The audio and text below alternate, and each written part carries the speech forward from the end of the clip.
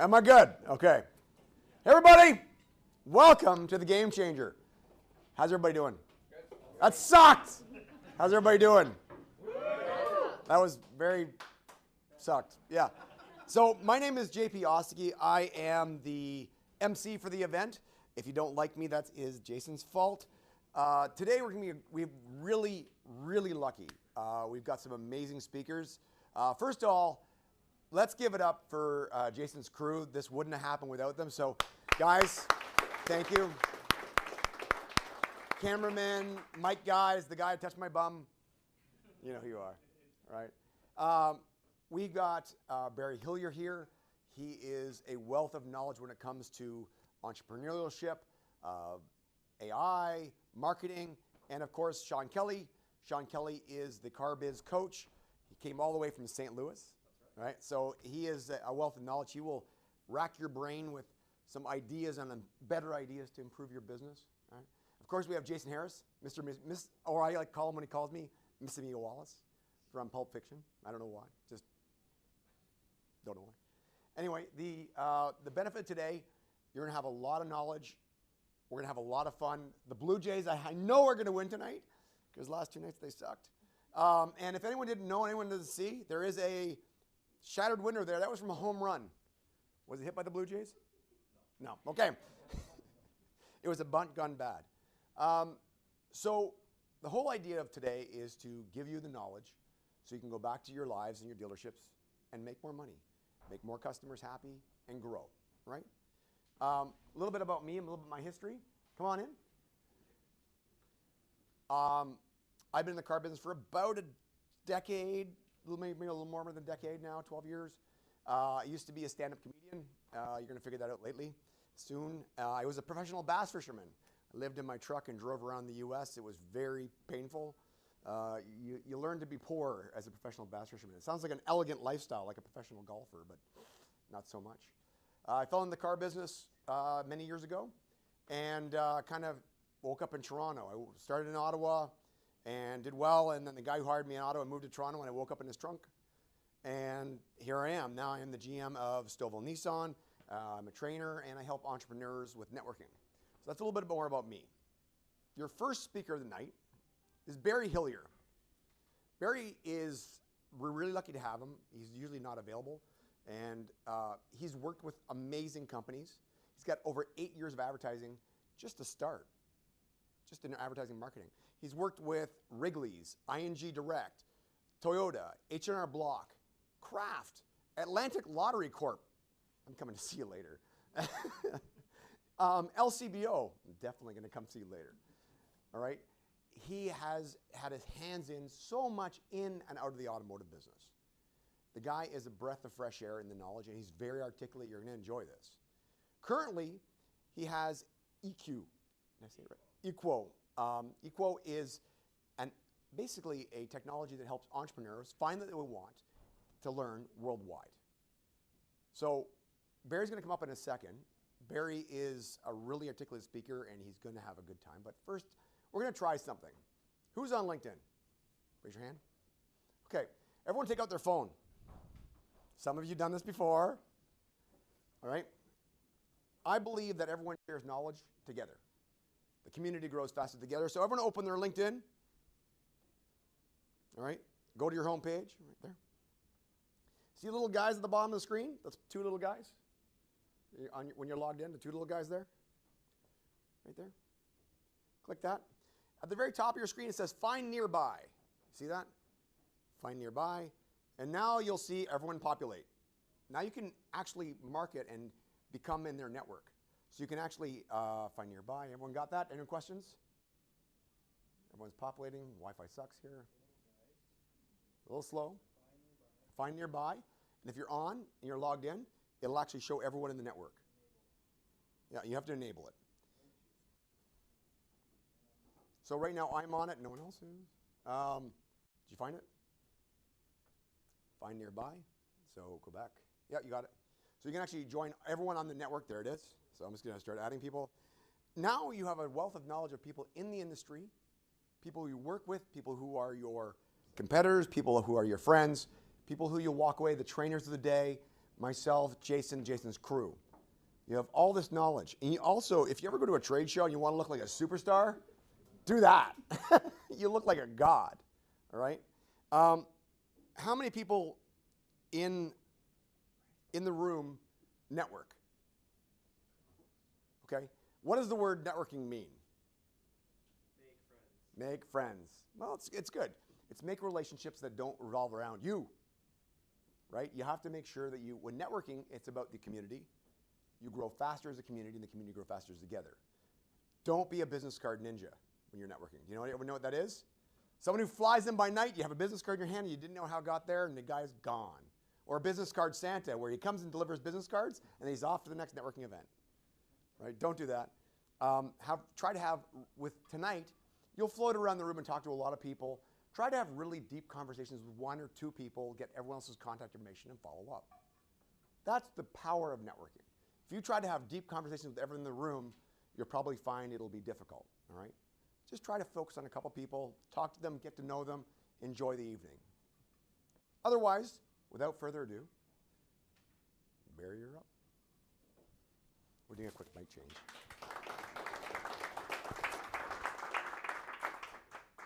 Slight mic change. So Slight mic change. amuse yourselves. It's been against me.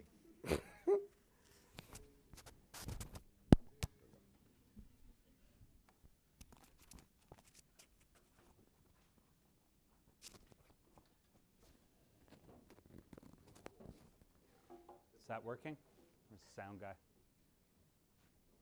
I'll assume. Okay.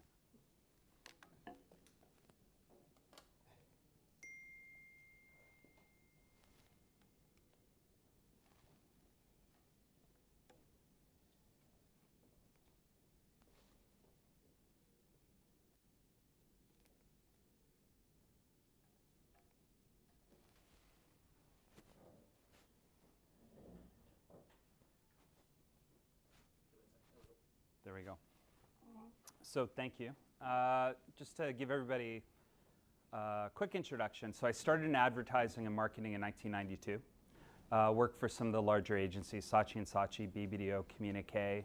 I ran half of Microsoft Canada in the 90s at one point. And the reason why I'm telling this, I'm going to be talking about disruption. And my entire career has been disrupted. Because when I first started in advertising, there wasn't the internet. There was no such thing as Amazon. You sure as hell didn't have bots and AI and all of the stuff that's come to completely change our lives. You didn't have any of these cell phone things. You had none of that. I remember when I got my first email address. And over the period of my career, what ended up happening is a whole world change. All of a sudden, traditional advertising was, oh, what's that? Why are you still doing that? Everything was digital. Then it was social media. Then it was SaaS-based products. And all of a sudden, everything completely turned on its head. Some people did really well. Some people kept up with it. Some people created companies with it. Some people were able to create incredible careers with it. And other people found themselves on the outside. I've got so many people that I started out with in the very early days that right now should be at the peak, late 40s. When I started in advertising, you're at the peak in advertising. You were making great money. You were working on the best projects. You had, if you were good, the entire world in front of you. What ended up happening, half of those people that are incredibly talented, they can't find a job. They didn't stick around in terms of understanding what was happening with all of these changes, and it dramatically impacted them. So what happened for me was in the late 90s, I ended up going to a .com company, helped that company IPO, and that was my first foray into really disruptive technology, being the beginning of the internet. We didn't have UI experts, we just did what we needed to do. There were no such thing as half of what you have right now in terms of data engineers, software engineers. It was, what do we need to do? Get a piece of paper, let's figure out how the hell you do it, and it was the wild, wild west, and you just figured it out. And if you didn't figure it out, then you hope somebody else would figure it out with you. And you made mistakes along the way. So we ended up IPOing the company, and in 2001, I started my first company, which is called Dashboard. It was a digital ad agency. And the whole premise was I recognized in the marketplace you had traditional agencies that didn't know what the hell digital was, and then you had digital agencies that tended to be focused on technology. And they had a belief of bullshit baffles brains. I'm just going to confuse you with all of this stuff till you think you can't do it, and I'm going to protect my job. So I took more of an approach of we're going to figure out how to utilize technology to strategically build the business. And that was the focus of Dashboard, how to connect with the brand, how to connect with the consumer, how to help build out, from a business standpoint, your goals, and do it in a way that was going to set you aside from the competition. So progressed and progressed. Then, wow, another disruption. What the fuck is this social media? What is this mobile thing? All this stuff was starting to hit. So you had to stay on top. And I'm thinking, in the early days, between 2001 and 2007, we were one of the top creative boutiques. We were listed as one of the top 5 flash development shops in Canada. That was before Steve Jobs killed it. Okay? So in that short window of time, think of how much had happened from all of a sudden websites to suddenly all of a sudden we've got apps and we've got all of these other things hitting. Facebook coming up, this coming up. Even the people that were at the forefront 7 years ago were falling behind, and you had all the segmentation. Then the market crash hit. And at the end of the market crash, one of the things that had happened early on, we did work for ING Direct, we did work for Unilever, we did work for Wrigley's, but 2001, one of my biggest early clients was the Ontario Toyota Dealers Association. And I ended up doing a lot of work with them. Then I did work with Toyota directly, and I loved it. I really, really enjoyed actually working within the automotive industry. After the market crash, Toyota said, we're not providing websites. They were using a company called Devlin. They provided the CMS, I see a nod, and they just said, we're out of it. So some dealers came to me. It was actually some of the key people that were on the board for the Ontario Toyota Dealers, and they said, hey, you do all this web stuff. Can't you just build us a web system? I'm an entrepreneur. Yeah, of course I can. So we spent a year, and we organized, we put together our first content management system, first foray into being a SaaS company. Didn't know what SaaS was at the time. But essentially, you're building WordPress before WordPress existed.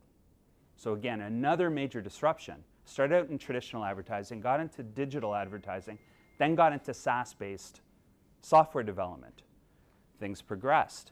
All of a sudden, when I worked in the late 90s, and I put together the first integrated digital strategy for the Vancouver Canucks, get ready to hear the budget.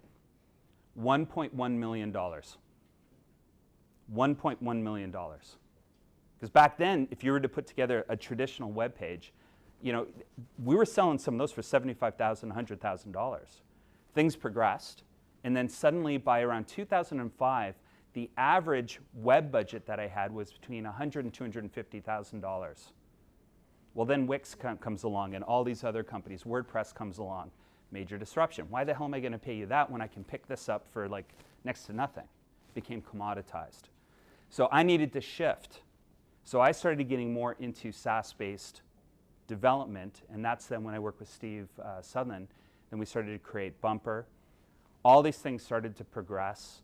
I ended up selling all of the companies in 2017, and I was trying to figure out what I wanted to do next, and I was reflecting on my own history.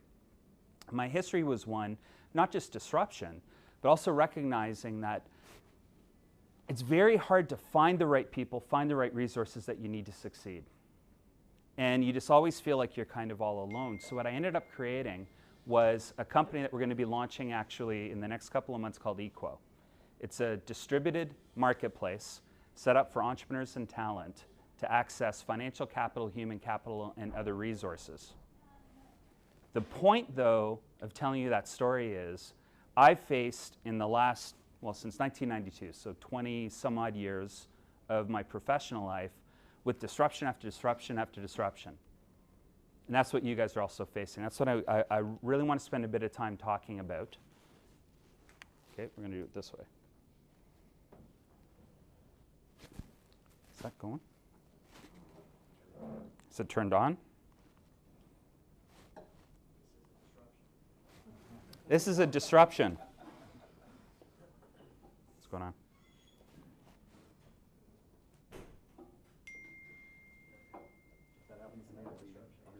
Yeah, just take it off. Yeah. This is live TV. Yes. This is live. Okay.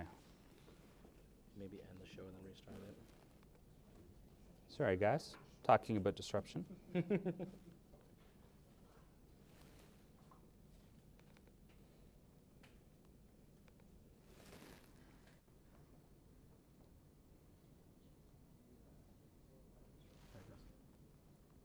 Okay.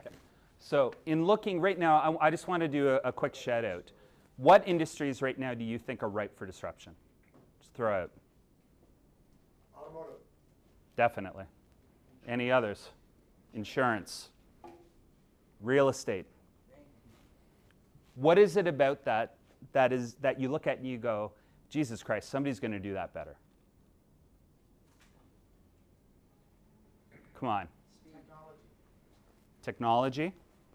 Customer service. Yeah. Sitting down, and when you take a look at what's happened, there are a lot of industries, and so you know all of this. I'm going to go over some stuff that hopefully you don't know, but Apple completely disrupted the music industry. iPod, iTunes, all of those. Came in, they fought it left, right, and center. Left, right, and center. Do you remember the Metallica drummer talking about screw song sharing? He didn't win that puppy. You've got Uber. Okay. I'll tell you why I take Ubers and not taxis. They smell like shit. The drivers are rude. They're hard to get a hold of. They weren't paying attention to what the market needed. They weren't paying attention to technology. They weren't doing what they needed to do to keep me as a customer happy and satisfied. You've got Netflix. Blockbuster inspired Netflix. You guys all know the story. Netflix owners walked into Blockbuster, were pissed off that they had to pay a $10 late fee, said, fuck this, and they started Netflix. Then they had the chance to buy Netflix for $25 million, and Blockbuster couldn't see it. So they're gone. You've got Amazon right there. Right now, about 25 cents of every retail dollar is going to Amazon globally. That's crazy. Who saw that? How much did that get affected? Now, I haven't been involved. I'll tell you, I love automotive. I love my auto fam. I've been out of it for about a couple of years. I really, truly love the people. I hate the attitude because I just find it doesn't change. It's the same fucking conversation over and over and over again. It's the same people saying the same things, yet it doesn't change. When it's going to change is when somebody sidebars you. So what I wanted to do, for those of you who, Brent Weiss was my former business partner. Great guy. Really close. He tended to be more in the forefront than me because he's better looking and better spoken and all of that stuff. So I actually asked him, I showed him my presentation. He said, look, these guys are hearing about disruption all the time. Don't tell them about disruption. Help them figure out what to do with it. So that's what I'm going to try and spend a little bit of time on. So I'm going to start, though, with some facts to try and make you hopefully feel a little bit better. I'm a Battlestar Galactica fan, so for those of you who happen to be fans, you'll get this. This has happened before, it will happen again. But if I sit down and take a look, and try not to block things here, since 2000, 52% of Fortune 500 companies are either bankrupt or they cease to exist. Yeah. Think that since 2000, that's insane. 55% of executives believe that their biggest future competition in the next 2 years is going to come from outside of the industry. 42 believe it's going to be new digital market entrants, but 13% are going to be non-digital. So it's not just digital. It's people actually thinking about different and innovative ways to change the processes and what's happening. And the one biggest issue that I'm going to keep emphasizing, go to things like Game Changer, because this is fabulous. but don't only go to the automotive events, because groupthink is settling in. And you want to be able to see what's coming in. So attending things like Collision that's coming up would be a great thing for you guys to grab some tickets for. Only 31% of executives are actively responding to industry disruption. So 70%, almost 70% of executives out there aren't even looking at what could be potentially disrupting their industry. 85% of the top execs believe their organizations promote collaboration internally, but only 41% of their employees agreed. And I'll share this, by the way. Anybody who wants it, I'll hand you the deck as well. 51% of employees are looking for a new job. And you guys have a harder time, and I know you guys have a harder time getting really good staff. So you're not competing with other dealers. You're competing with everybody else out there. We're going to talk a lot about that as well. 89% of companies expect to compete mostly on the basis of customer service versus 36% 4 years ago. So customer service, not your product, not anything else, that's really what's going to start to differentiate you. 94% of categories have had huge swings in brand loyalty ratings over the last year, with 57% they've had a change in loyalty. So I love Toyota. Started my automotive career working with Toyota. Great brand. Doesn't mean what it used to mean. How safe do you feel right now that your brand loyalty is going to keep getting you by? I can't tell you how many times I saw a Hyundai on the road in the early days when Genesis came out, and I thought that was a luxury car because the design was just so awesome. How safe do you feel in terms of the product that you're selling being a real differentiator anymore? And if you really feel that your product's that much of a differentiator, you're kidding yourself. So how special is your dealership? So there's certain parameters of difference. So how many people will agree to this statement in your dealership? You guys are community-driven or focused? Raise your hands. How many of you, the customer comes first? How many of you are family-owned? 30 years, 25 years, oh my God, 4th generation, yeah. How many of you, it's our dedicated team. We got a dedicated team. How many of you, best trained technicians, you don't want to take to somebody who doesn't understand your car? Why would you do that? We got the best prices. Nobody, trust me, come to me, I'm going to make sure you get the best price. Oh, and by the way, no haggling. You don't need to haggle for it. We're going to give you the best price. We're honest. We're really honest. Those guys, they're not honest. We're honest. We're committed. We're committed. We're committed to you. We're committed to this relationship. We're committed to having you over the long haul. We're committed. Satisfaction guaranteed. How familiar does that sound? Because you all say the same thing. You do. There's nothing that separates you, and you're going to lose your best employee to the dealership down the road, or you're going to lose your best employee who's gone on into another industry. Okay, so what are we going to do about it? So I want to start to look at what's been happening. It's been a big evolution. It's going to continue to change. The next 5 years, if you think the last 30 were crazy, and I lived through those, the next 5 are going to be even crazier. I spent my last 2 years talking with companies that are building incredible technology right now, focused on machine learning, AI, blockchain, all of these things. What's coming down the pipe that you're going to be seeing literally within the next year and the next 5 years is going to blow your socks off. The old order in the 1980s, it was high prices and a very limited number of choices. Really, the brand dominate. The brand was able to dominate. They were able to control the media. They were able to control the retail shelf. They were able to control the customer experience. 1990 to 2010, huge transformation. You had not only the internet coming in, but you had the Walmart effect. This is, remember Walmart? They were the big guys before Amazon. So they come in, and you've got all of the money is now leaving all the local markets. You have the decimation of the downtown core, and everybody thinks, oh, that's it. Then all of a sudden you hit stagnation, 2010 to 2015. Big businesses are cutting costs. Local businesses are trying to figure out what they're going to do. Everybody's trying to figure out online. Then it started to come together. Since 2015, like think about how you now order. You have condos right now that they've got refrigerators in their front area because you have millennials who order their food online. It gets delivered to their condo. They Uber back and forth to work. They've figured out Amazon. They need to replace the light bulb. It's done. They get it delivered that day or the next day. A complete transformation. Everything just started to come together. And all of a sudden, there's all of these. I'm not going to go pay to Gillette. I'm going to get a Harry's subscription.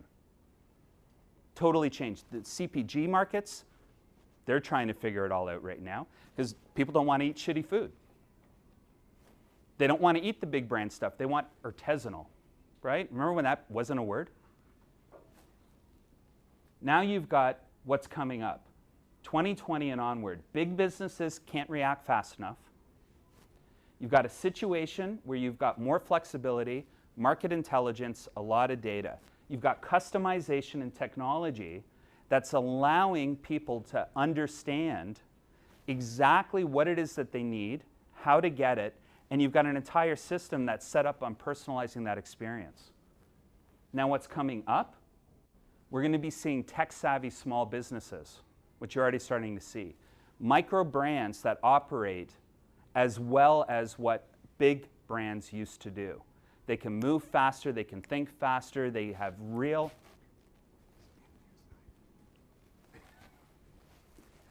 I'm going to stand on this side now. So you've got small companies that are actually able to create big brands. And that's causing a lot of disruption.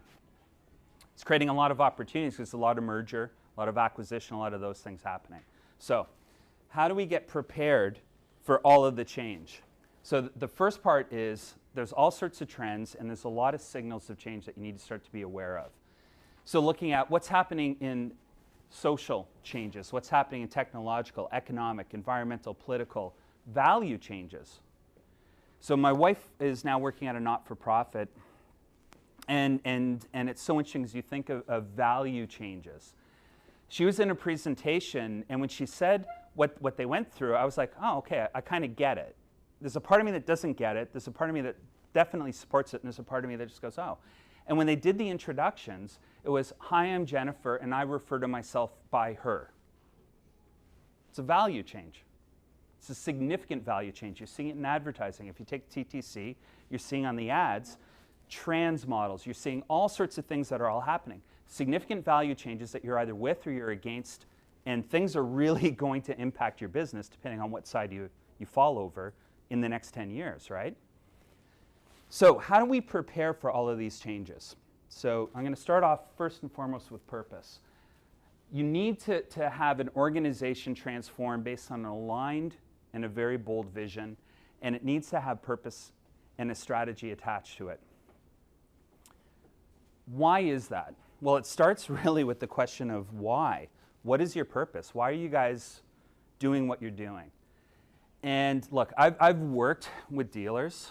I've worked with all the departments since 2001. So whatever goes through your head, trust me, I know what's going through your head in terms of, yeah, fuck, really? Come on, that's never going to happen. Okay. If you don't have a purpose, or if you don't know what your purpose is, ask your staff. And if it ends up that you're selling cars in ROs, you are so ready for disruption because your product looks the same, your service expectations are relatively the same, you're saying the same things. So customers need to have a reason to believe in you and in going to you. And not just customers, employees. Why do they want to come to you? What is motivating them to be able to say, this is a company that I want to work for, this is a company I want to work with? What are your values? And are they real? Are they meaningful for your staff and your customers? Your staff, they're your internal customer. So do they resonate with anything? Do they mean anything? Saying that you're honest or you're this or that, how are you living those values? How are you living those principles? And how you're going to know if you have them or what they are, ask your staff and ask your customers. Because going back to that whole notion of 81% of executives feel like they really have created a collaborative environment, 41% of staff said, yeah, no. you know, you've got that big gap there. You've got to actually have something that's real and that's meaningful within your organization. What's your culture? Because that's really what's going to afford into it. You're competing against people that have not just ping pong tables, but they're bringing in people that will do back massages. They're bringing in all of these things. And I know you're getting hit with tight profit centers, but it doesn't matter. It doesn't matter, because if you want to start attracting the best people, I'm not saying that you need to bring all of that stuff in. What I am saying is you've got to concentrate on your culture and recognize that if you're trying to bring in the Gen Z, the millennials, or any of the really, really talented people, what's going to really attract them is going to be your culture. It's going to be what it is that you're offering beyond a pay package. If all you're offering is a pay package, you've got mercenaries working for you. So do potential employees see your culture as an attractive place to work? Does your team buy in, and do they believe that you believe in those values? There was an incredible dealership that they started to switch over, and they said, you know what, I'm not going to worry about the bottom line. I'm going to start to concentrate on just giving back to the community, but in a real meaningful way. And he allowed a certain amount of hours every month where all the staff got paid. Didn't matter where they volunteered their time, but they had to volunteer their time. That started to create an incredible culture within the dealership. People really like working because they actually believed that the dealer principal believed in community service. All the stories spread within the community in terms of all the activities, and they promoted those activities. And literally, he said to me, the 1 year that I stopped concentrating on the P&L was the most profitable year we had. That's a purpose, those are values, that's actually living something that the employees can live to. And that is a real dealer example. That happened. And it really worked for him, because he really believed in what he was trying to do. So in going through all of that, you then need to sit down and repeat and make sure it's consistent. It needs to become part. So what I'm talking about is not going to be a quick bullet solution. This is something that's going to happen over years. I've had to change my career countless times, from starting out and just doing traditional advertising to what I do today. It's been a complete evolution. So what you need to focus on is strategic alignment, transformation, understanding, training, and commitment. So I'm going to go through all of these. So taking a look at strategic alignment starts with your recruitment and your selection. So there's a whole interview process. So design and interview your questions and assessments to really understand if the candidates are aligned with your roles, especially given the fact that those core values and bringing those people on, the types of questions you ask are going to be reaffirming for them that, okay, this is a company that I can kind of work with. If I go back to that one individual, and he was asking, what do you do currently in the community? What are your volunteer efforts? Here's what we do here. Here's how we use our time. It's not just an interview, it's actually much more of a conversation that's establishing and making sure that there is an extension of those values that is starting from day one. And rate the person in terms of their perceived alignment with each core value. And then if they fit in, then now you've got something that you can start to build with. Hiring them, though, is just the first step. How many of you actually have an orientation package? Okay, some. So when some people come in, there's a real orientation, it feels real. You're welcoming them into your team. You're allowing them to be able to step in from the first day with the feeling of this is the right decision that I made. Because the first day is nervousness, but it's also that day where you go, shit, should I have said yes? Is this the right company? You're really affirming they made the right choice. And that's establishing that you really do live by those values. So being able to start to go through that, that's pretty key. Then going through that is that notion of storytelling. So there's lots of stories here where, and I'll give an example of the legendary story that this dealership used. There was a couple that bought a minivan. And I can't remember if it's the mother or the father who had gone into hospital down in Florida. So they flew down. They're supposed to take possession of the vehicle. They were like, you know what? They're going through a really hard time. They just bought this minivan. One of the staff got in the minivan and actually drove it down to Florida for them. That became a legendary story that they retell. because that's now saying this is how far we'll go. We had empathy in terms of what was happening in that customer's lives, and we want to make a difference. We want to say, you're part of our family, you're going through a hard time, so that's what they did. So mixing the legendary stories that really help show the values and the philosophy, and then cultivating that further in day-to-day stories that are reaffirming what it is that you stand for. Being able to also take a look at performance appraisals and handbooks. So sitting down and having a system that's actually written down and it's organized, connected to what it is that you're doing, that everybody has access to. And what you can do is you can actually organize it not in a traditional HR manual. Not, here's how many days off you have. Here's what we stand for, and here's examples. Here is part of your time off is you get X amount of hours because we believe in community commitment. So those are the sorts of things that you can start to set up in a creative way. Don't do the necessarily structured, traditional way of taking a look at things. Recognition and reward. Organize and reward all around all of these. One of the things that I've seen happen in a lot of dealerships, I think you'll all be able to react to this. When things go bad, it's somebody's fault, and we're going to make sure that they know it, and we're going to make sure that the team knows it.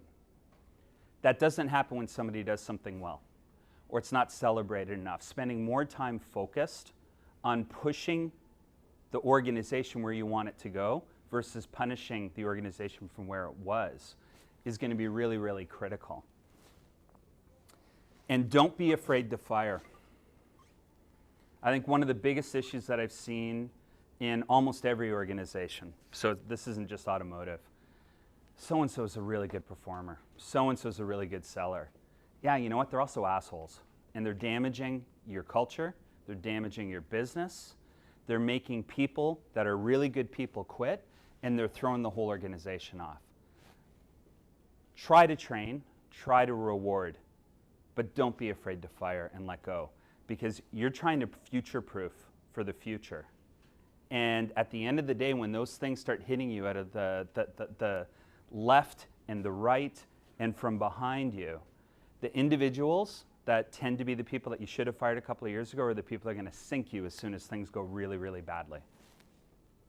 So how can you figure out who they are? Are they problem solvers or are they problem finders? It's really easy. Okay. Do they like to be the devil's advocate, or can their minds be changed? One of the questions that I ask a lot when I'm meeting somebody, tell me the last time you changed your mind. Because people that don't have a time where they've actually changed their mind, it's starting to demonstrate that that's going to be a bit of an issue, or they need to learn how to change their mind. Because if you aren't able to change your mind, you just keep doing the same things the same way, and that's not a good place to be. Do they have their way of doing things, or can they adapt to a team approach? Do they have all the information to go through, or do they let other people assume authority? In other words, are they the gatekeepers who are stifling, or are they willing to actually let the team succeed? Are they a dictator, or are they a mentor? I'm going to go through some of these pretty quickly here. So having a well-defined transformation and innovation strategy, I think, starts with an innovation team. Who in your organization has the time and the responsibility to take a look at the trends and the new technologies that are coming in, to actually assess it? I know you're going to say that we don't have time. Make time, because those things, they're going to hit you. If you don't know what's coming up with AI, with chatbots, with all of these things, blockchain, you're going to be finding out. So at least be informed about what's happening. Sit down and investigate outside of the industry, not just the same car and auto events. I've got a condensed period of time, so I'm going to go through these quickly. Make sure that that team's sharing it with your management. That's really important. Assess that quarterly, and then present to the entire audience, like your entire team, the entire dealership, maybe twice a year, so that they're also starting to come in. We used to do at my old agency, we had Shit I Found Thursdays. We'd bring in pizza, and everybody would go and they'd say, what's really cool stuff that's out there, and they'd present it to the entire group. So everybody in the agency had to do that once. So basically, by the time that we went through the whole year, everybody had presented to the whole group. But it was a nice way to bring that new innovation and what was happening out there. My takeaway. What was that again? Shit I Shit I found Thursdays. Yeah, with pizza and beer. Review it. Look at the weak links in the team, the structure, and the process likely to be disrupted. So assess everything. Is it helping or is it hurting? And is it taking you in the direction to future-proof your business, or will it take you into a place where it could be the demise of your business? And then make some hard calls. Start to plan. Incorporate technologies and new processes and new people into it.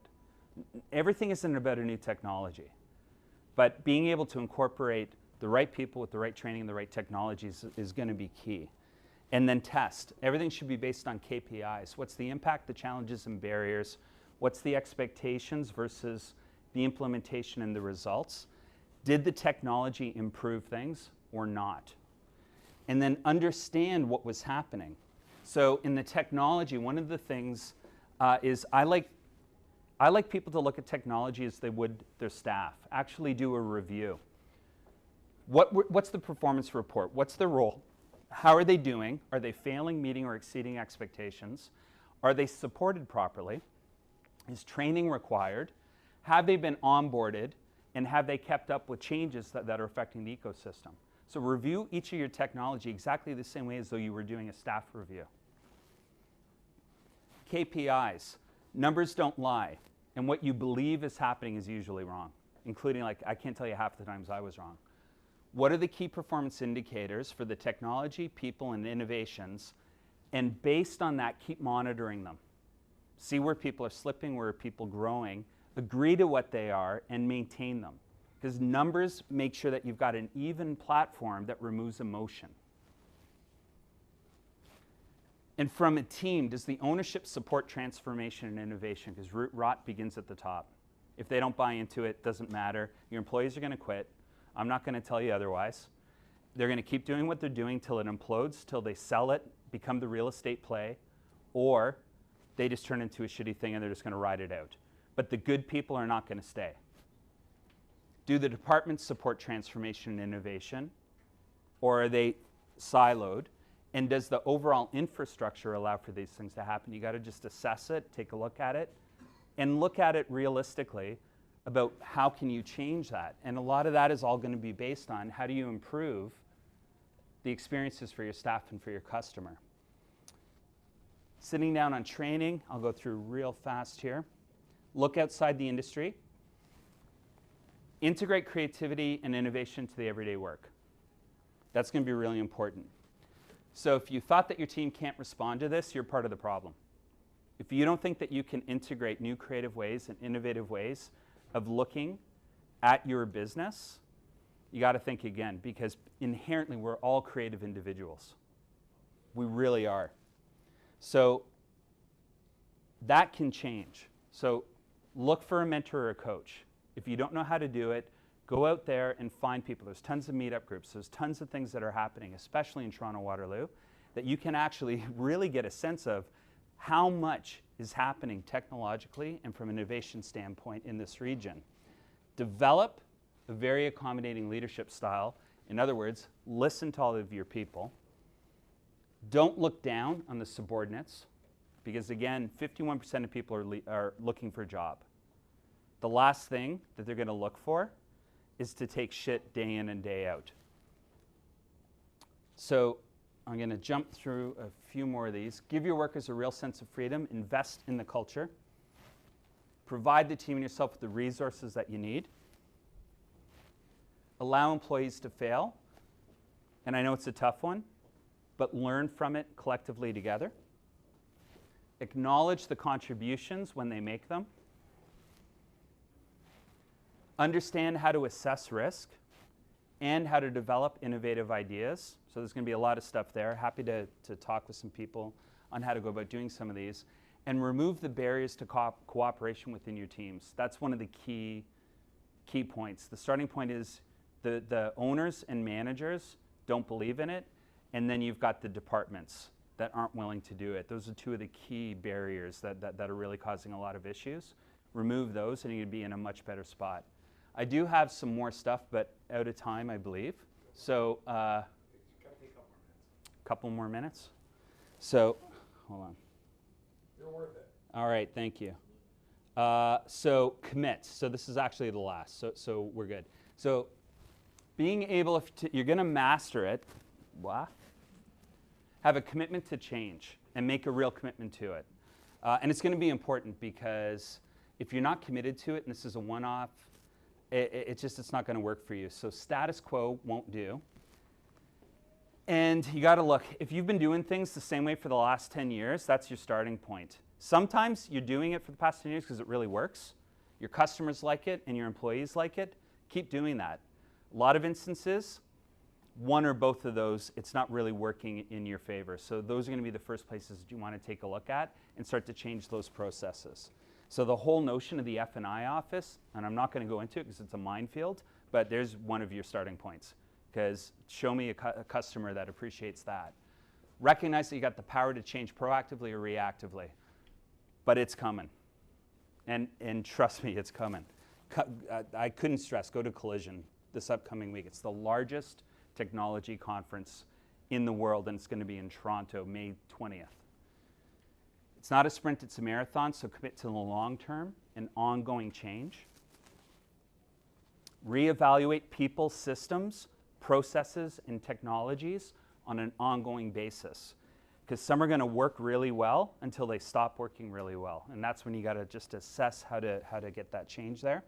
Change people, systems, and processes when you need them and as often as you need to. Establish measurements for your customers and your staff so that they can review what you're doing, you can see improvement. So basic surveys, there's tons of things that you can do, and lots of really easy technologies out there that are free that you can start to set that all up. And then be okay if you relapse, because this is hard, but failing is part of what makes this whole innovation process happen. So if things don't work out, just don't give up, just try again. So that's it.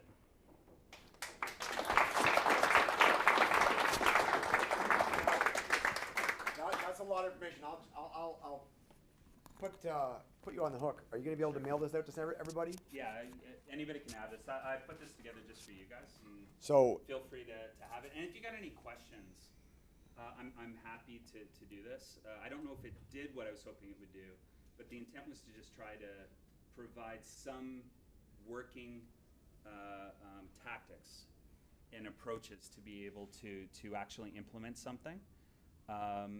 It's exciting or it's terrifying depending on how you want to address this and look at it.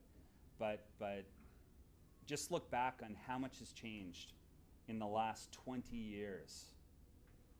And it's incredible. And you just see the speed of what's coming down here. You really need to get in front of this. And I've got some very, very, very dear friends that are dealer principals. And I've actually sat down and we've gone out for dinner and I've said, start figuring out your exit plan because you will not be around in 10 years.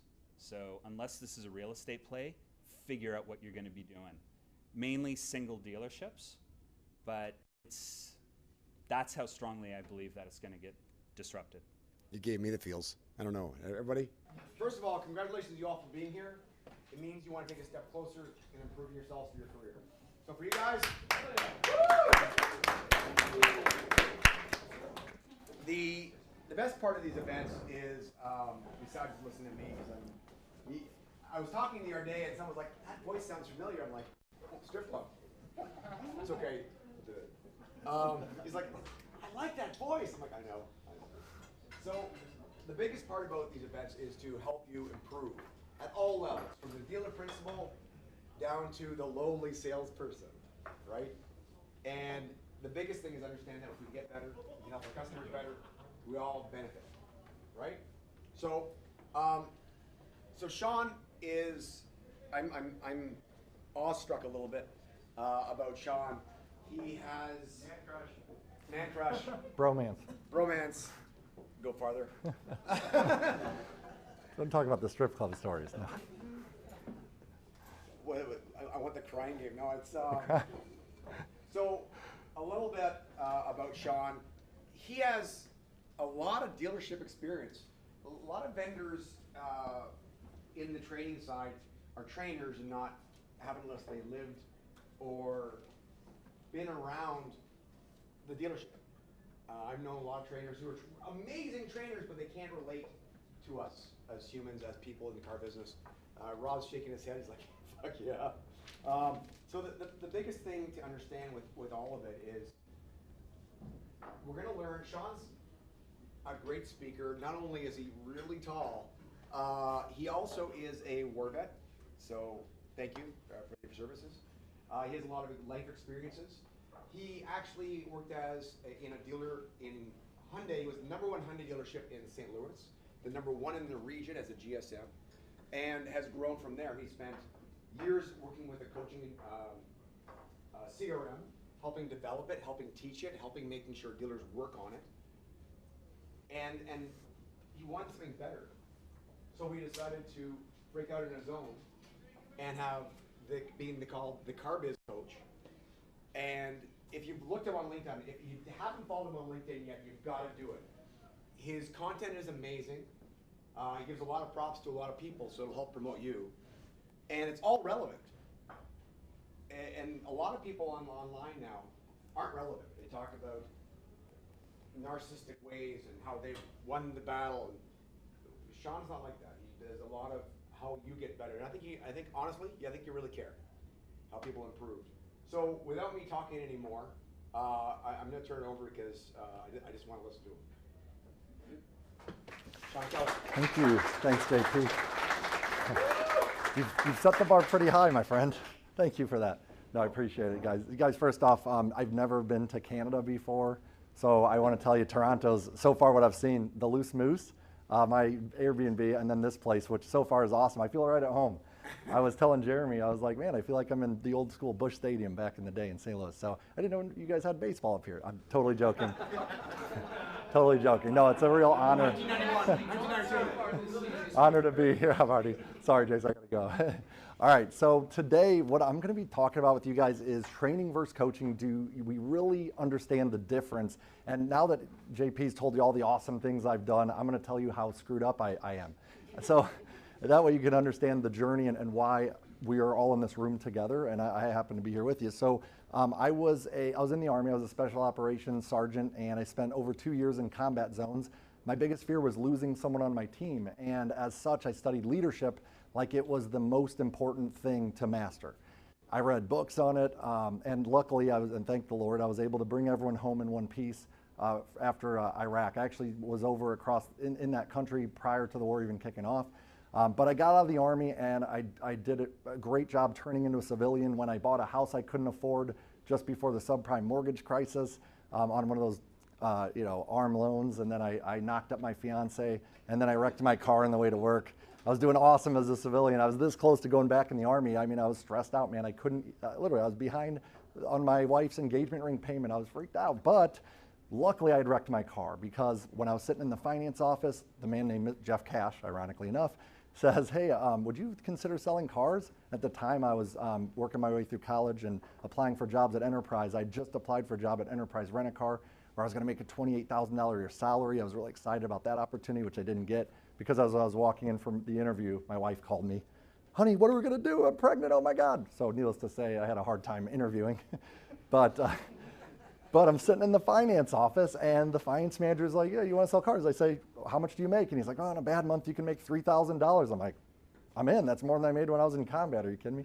So I started selling cars, and I fell in love with the showroom floor, the people, the energy. It was like all the awesome things about the military, and but without being shot at. The fast-paced business, the adrenaline of closing a deal, man. It's a lot like combat. So I loved it. Had a great manager that taught me the right way to do business, and ultimately, I just fell in love with the showroom floor. But leadership background allowed me to move up pretty quickly. And I ended up becoming the internet sales manager. I was the first autotradersales.com salesperson. I was talking to Kyle. I was talking to Kyle out there.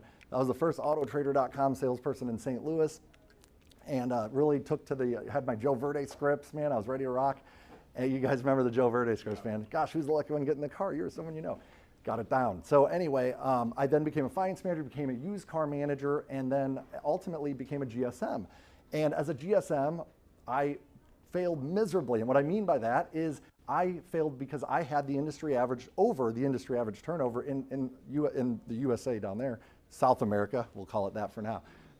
We had 90% turnover at my dealership, and the average is about 70%. Every time I lost a salesperson, and I loved my salespeople, I would do anything to try to help them. I would train them, I would try to motivate them, but I still had over the industry average turnover, 90%. And I thought to myself, man, every time I lose a salesman, I feel like I'm losing a soldier in combat. There's got to be a way to stop it. And I knew we were always #1 in St. Louis, but we were spending exorbitant amounts of money to be #1 in St. Louis. Just crazy marketing money and all that. And I was like, what? There's got to be a better way. And I knew, just like Barrie was talking about disruption, I was like, there's got to be a way to disrupt my business to do a better job. And one day, I'm sitting in there, and literally, I'm sitting in a sales, I just gave a sales meeting, and I'm sitting next to the owner of my company who sat in, and he goes, Sean, you should learn about coaching. And I was like, what's that? Is that when you yell at one person instead of everyone? I was in the Army. I mean, come on, we yell, tell, and then in the car business, what do? We sell, right? So as a leader, most leaders in the auto industry, we're always yelling, telling, and selling, trying to get our point across, and it's freaking exhausting, right? We tell people what to do, they don't do it. We ask them to do it nicely, they don't do it. We yell at them, they still don't do it, right? And then we keep them. Why? Because it's hard to find good people. It's hard to find good people, right? So to Barrie's point, to talk about change, okay, I do want to tell you guys that I completely agree with everything he said, and this is about change here. So the change I made was when the owner said, you should learn about coaching, and I said, you know what, I'm going to learn about coaching and see what that's all about. So I started studying coaching. Within 3 months of failing as a coach, literally 3 months of me trying to coach my salesmen, like, Sean, what are we doing? Do we really have to do this? And I'm like, there's something here, I just don't get it. But I was like, you know what, I'm just not good enough yet. So I hired myself a coach. I hired a guy named Keith Rosen. He's one of the top coaches in the world. And basically, Keith had trained me how to coach. I started then coaching my team once I had a process for it. And as a result, we set amazing records. We were able to cut our advertising in half. We were the only Hyundai store up in a down market 2 consecutive years. My turnover went to about 20% from 90%. And ultimately, I said, this is what I love doing. I've got to do this for a living. So I started on my Tuesday off, I started coaching technology companies. So my first client was Drive-Centric CRM. iRecon Cars was another one. I started landing these tech companies and coaching them. I told the owners, I'm quitting in 1 year. I'm going to replace my income as GSM as a coach. And basically, it took me about 8 months, but I was able to do just that. I left the showroom floor, promoted 7 people under me. They didn't have to hire anyone from outside. And that, my friends, was, for me, one of my greatest accomplishments ever was to know that the people under me were better off and could replace me, just like that. And that's also what I believe led us to create amazing results. The sigmoid curve here, and that's enough about my story, but I want you to understand, guys, I want to help you guys avoid the negative changes and disruption that Barrie was talking about. And I'm on a mission to bring coaching to the car business because I want you to experience the same results that I've had. I want your salespeople to say, hey, you know what? Will you marry me and my fiance on the showroom floor? That is another one of my biggest accomplishments as a manager, as a coach. I want your employees, I want you to be able to go to your manager who's coaching you and for you to want to make your kid or your boss the godfather of your kid. That's the type of relationship you can have with your manager when we coach our employees. So the sigmoid curve, and I didn't invent it, some guy named Mr. Sigmoid must have, but bottom line is this, guys, as we start doing something new, we're not very good at it. Just like when I first started coaching, just like when you first start tying your shoe. You're not very good at it, but you practice over time and you get better. And then we've all heard the saying, if you do what you've always done, you get what you've always gotten. Is that true? What about when you look at this? So check this out. The housing market, it did what it was always doing, right? Did they get what they've always gotten? Toys R Us? We're talking about disruption here. Guys, if you do what you've always done, you get less than you've always gotten. What if Black Book, now this book has sentimental value. Do you got any sales managers in here? Any car buyer? Okay. Do you guys remember these things? Now, what if Black Book said, you know what, we're not changing. We're not doing that technology stuff. We're not going to have online Black Books. That's crazy. And they just kept doing this. Would they still be in business, right? So if you do what you've always done, you get less than you've always gotten. At some point, you reach a plateau. How many of you guys are, so we had a fair amount of car salespeople in here. How many of you guys have been selling roughly the same amount of cars today as you were a year ago? Anyone in here? It's okay, don't be ashamed. Most people plateau at a certain area, okay?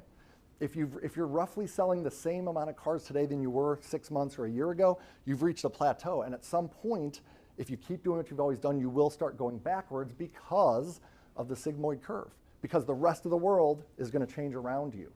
So everyone else is advancing. People are changing the way they buy cars. Guys, several of the tech companies I consult and coach for, they have artificial intelligence. Man, that sucker's setting appointments for people, right? So we have got to be better as salespeople, as managers. We've got to change the way we lead our people. We've got to change the way we bring people into the car business. We've got to change the way we develop them and keep them in. And we got to change the way we let them out of the business. So that's what this is about. So we are going to discuss, I want you guys to, your takeaways should be understanding the true difference between training and coaching, how to learn internal training best practices, and also learn how and when you should coach versus train. All right? So first, I will share a stat with you. I have hard data that measures what I call new hire profit loss. So after working with a CRM company and seeing all, when someone leaves a dealership, they remove you from the CRM, hypothetically. When you come into the dealership, they enter you in.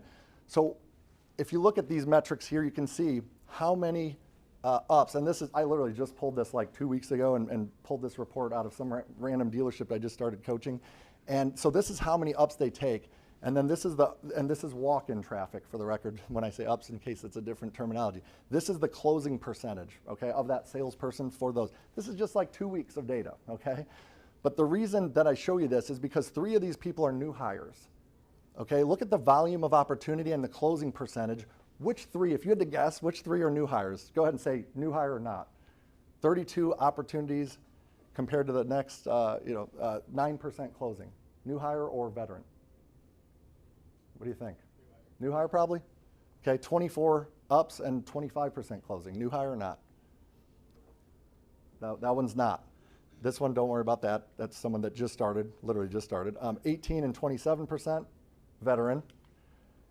That's a new hire. 51 and 16%, 30%, 17. What you're noticing, the trend you're looking at, and this goes for almost every dealership I coach. New hires generally take about 40% more opportunities, and they close at almost 40% less. And I'm not saying we shouldn't hire people. I'm not saying that. But my point is that turnover costs us a ton of money. And in fact, in this case, the 3 new hires have waited on 99 walk-ins, and the 5 veteran salespeople have only taken 98, right? And their closing is less. So just taking this store's data, just plugging this in here, basically, if they had all veterans, they would have sold 81 cars, okay? But because of the situation they're in, 55 cars. And that is 26 lost sales as a result of turnover or putting new people on the team. And that doesn't matter if they're a green pea or brand new sales, new to the car business, or they came from another dealership. I found that there's very little difference there. And that's because of the cultural differences. So they're also intangible profit loss, all right? Oh my gosh. For managers, it's so frustrating when our salespeople say things like, oh, more new hires, they're flooding the floor. Anyone heard the saying, they'll hire anyone with a pulse? Anyone said or heard that or said it? Guys, that creates stress whenever we hire people. So intangible profit loss. In addition to the lost sales, we have customer retention, lower customer retention. Managers spend a lot of time onboarding office staff. Those poor office people have to do all the paperwork to stock in a salesperson. Damage external brand. When someone quits, like Barrie was talking about earlier, when someone leaves your dealership, they're not going to be talking good about your dealership if they leave on negative terms, right? Community reputation, stressful for all employees, potential legal complaints, lower survey scores, damaged internal brand. Guys, we all know that a new salesperson can't provide they don't have the level of product knowledge and can't provide the level of support necessary.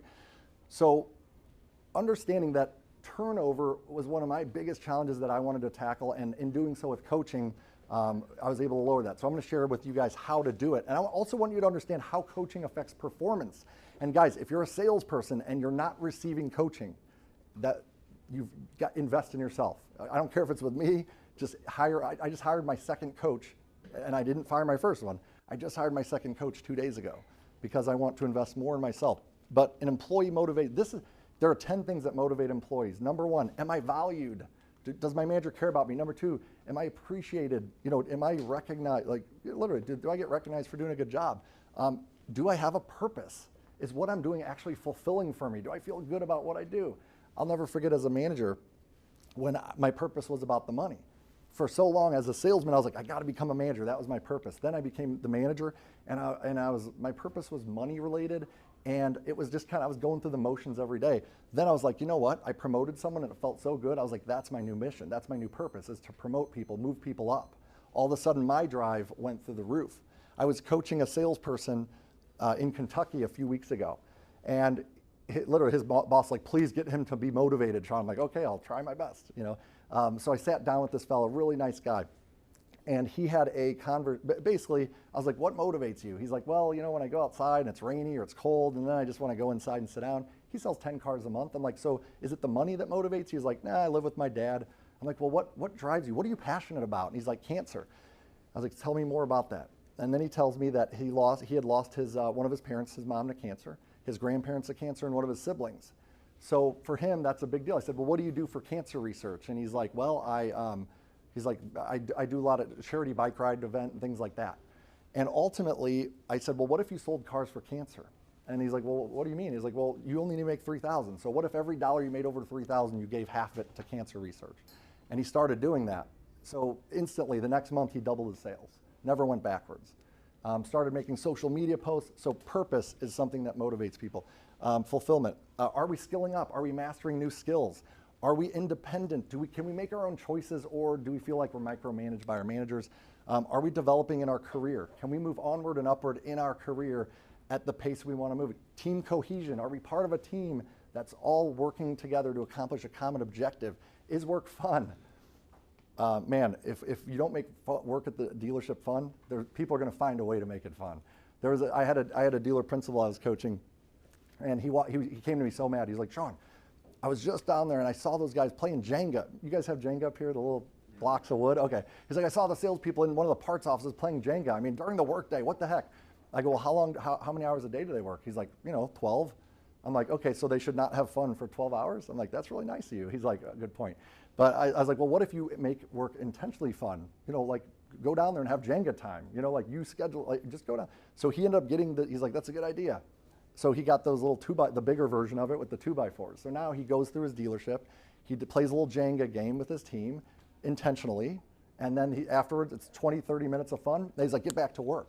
Though I'm telling you, they run to the phones, they do 2 to 3 times the calls that day because you got to make work fun. Leader, do I have a leader to model after? The 3 C's of leadership, someone who is character, competence, and cares about me. And then finally, competition. Is there healthy competition? So that's an actual picture. I don't look like that anymore. I wish I did. It was pretty awesome. But bottom line, I show you this picture because in the Army, we had, which one's me? That right there. I'm just joking. Him right there. So when I was in the Army, we had objectives. We had missions. I think in the car business, we just kind of go about it. Our only objective at any given time is to do what? Sell a car, right? Sell a car. I think we need objectives, focused intent in anything we do. So when you hire someone, what are your objectives? Managers, when I ask them that, I hear the same thing. Throw it against the wall and see if they stick, right? Let's throw them against the wall, see if they stick. Well, I want to share 3 better hiring objectives with you. What if objective number 1 was to ensure every new employee or new to role employees have a solid foundation for success? Objective number 2, ensure your employees or new to role employees are aligned to a mutually agreed upon ramp up time, okay? Meaning competency, and they know where they need to be and by when they need to be there. And thirdly, all employees receive ongoing development so they continue to grow forever. I know that sounds crazy. We start selling enough cars and, right, we're good enough. Leave that guy alone. They sell enough cars. We always leave them alone. So that's something. So what if those were the 3 objectives? Anytime you bring someone into your company, what new possibilities would you create? So I'm going to talk about onboarding very briefly. Onboarding is like the foundation of a house. All right, you saw the slide. The onboarding is, bottom line is this, a house built on a foundation of sand will not stand. Safe to say? Onboarding is like a foundation for the employee. So what can we do for onboarding? Guys, you just met me. I don't know you, right? Correct? I don't know either of you guys. I have a van outside. Get in it. We're going somewhere. Are you in? Sure. Oh, we got some you're Jason's friends. I should have known. The bottom line is this, guys. We need to build trust with our... It's my favorite slide. I use it in like half my slideshows, even if it doesn't fit in. I'm like, by the way, there's this slide. But guys, what builds trust? We need our employees to trust us. So one of the best ways we can do it is tell them where the van's going and why it's going there, right? That way, just like Barrie was talking about, are we aligned to the direction of the company? Have the cultural vision. This is an actual cultural vision. One of the things that my company does is, bottom line is this, how do we get you to a destination if you don't know where you want to go? So the cultural vision or the company vision is like your vision for success. This is where we're trying to go. Because ultimately, if we start with the end in mind, we know the destination, now we know who we need to surround ourselves with. And who should we? The people that want to go to the same place we're going. So that's critical to building, to onboarding, is sharing that vision with the people you're hiring before you hire them. And then also is having clear expectations. Are your expectations written down, and are they clear and concise? This is a used car manager expectation sheet. It's 6 pages long, and every single one of them needs to be initialed off, signed off on, and trained on before they promote someone in that role. Also, make sure they fit into the culture of the dealership. You know, if it's fun, he was middle fingering, Zach there was middle fingering me. That was back as a GSM. But we just had one of our record months there. It was awesome. Also, helping them understand the lay of the land at your dealership. When someone comes into your store, guys, you know, it's the little things that add up. There's a saying, as it starts is as it goes. So what if you brought someone in the company and showed them where the copy paper was? Like, what if that was part of the process, right? What if they had to do a scavenger hunt to find all the little things that they're going to come up to the manager and ask directions for? You know, so an onboarding process that lasts 30 to 90 days that covers all the little nuances. That way, at the end of that time, right, they're ready to rock. Okay. Now, onboarding is the foundation, and then once you've got that foundation, you get a nice house, then you get this shiny car. Shiny cars look great. Training is critical, and part of what we do a lot of training, but I think training in the auto industry is challenged, and I'll tell you why. Because number one, managers aren't trained on how to train people, and there's a skill set required for that. And number two, you got a lot of outside trainers, right? And they say, hey, here's my software platform, buy this, and you can take the training. But it's not necessarily real and relevant to your dealership, and the managers don't take it, and as a result, it never becomes indoctrinated into the DNA of your store. So one of the things, internal training best practices is what I'm going to share with you guys today. Who should I be training? Who should we train? So obviously, new hires that finish onboarding. Train salespeople how to sell cars. Number two, anyone you're grooming for a promotion. Did anyone receive training before they were promoted for the job they're going to be in here? Very important, man. That way, when you hit the ground in that role, you hit the ground running. It sets you up for success. Anytime you have one person deep in a critical role, I deal with dealers. I hear this at dealers all the time when we do our cultural assessments. Hey, we only have one dealer trade person. We only have one car appraiser. Train someone else to back them up. Get that person ready for the next role in the organization. Anyone new in a role with your store, also on any and all growth areas. Guys, if you focus on everything, then what's important? What are you focusing on at your dealership? What are you focusing on as a salesperson? Where are you growing? What is your focus? You need to pick something and laser focus on it for at least 90 days so the things become habits, okay? And that's where you would conduct your training on that growth area. Like I'm working with this Mercedes store on phones, and everything we're doing is about phones. It's phone coaching, it's phone training, it's phone mystery shopping, and over 9 days, they've gone up about 20% on phone closing percentage, and literally they're 10% ahead of where they were aiming to be by this point.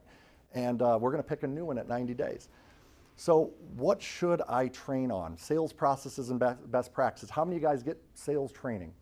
This is what you should say. Pretty much everyone gets that, right? So here's some of the things you probably may not be getting. Actually, raise your hand if you receive that type of, please, everyone raise their hand if you get sales training. Okay, I want to see, okay. And then what about on software and tools? Raise your hand if you get on on your CRM, video stuff, okay. What about how to train and coach? Is anyone getting training on that? Okay, fewer.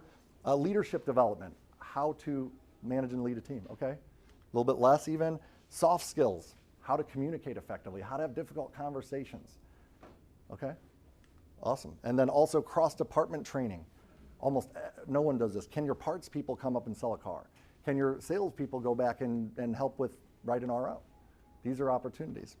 So managers' skill transfer process. If I threw you in an airplane and said, hey, go fly it, how successful would you be? Not very, right? So how can we make sure that we are setting our people up for success? Managers, if you're receiving training, here's how it needs to happen, salespeople, and managers, if you're giving it, it's just like teaching someone how to drive a stick shift. Anyone in here know how to drive a stick shift? Okay, pretty much everyone, okay. So if you were gonna teach me to drive a stick shift, I don't know how, what would that look like? What would step one be? Step one would make sure that Okay. before you start the car. Okay, so you would have me driving it first? No, that's a good point. Okay. I would show you how to drive first. Okay, so you would drive it first. Yeah. And then while you were driving it, what would you do? So I lay out the obvious areas of here's the clutch and here's me shifting gears. Okay, so you'd tell me how to drive it. Okay, and then what would be the last step? I would get you in the car and go around the parking lot and slowly, get you into shifting gears. Awesome. It's that simple, guys.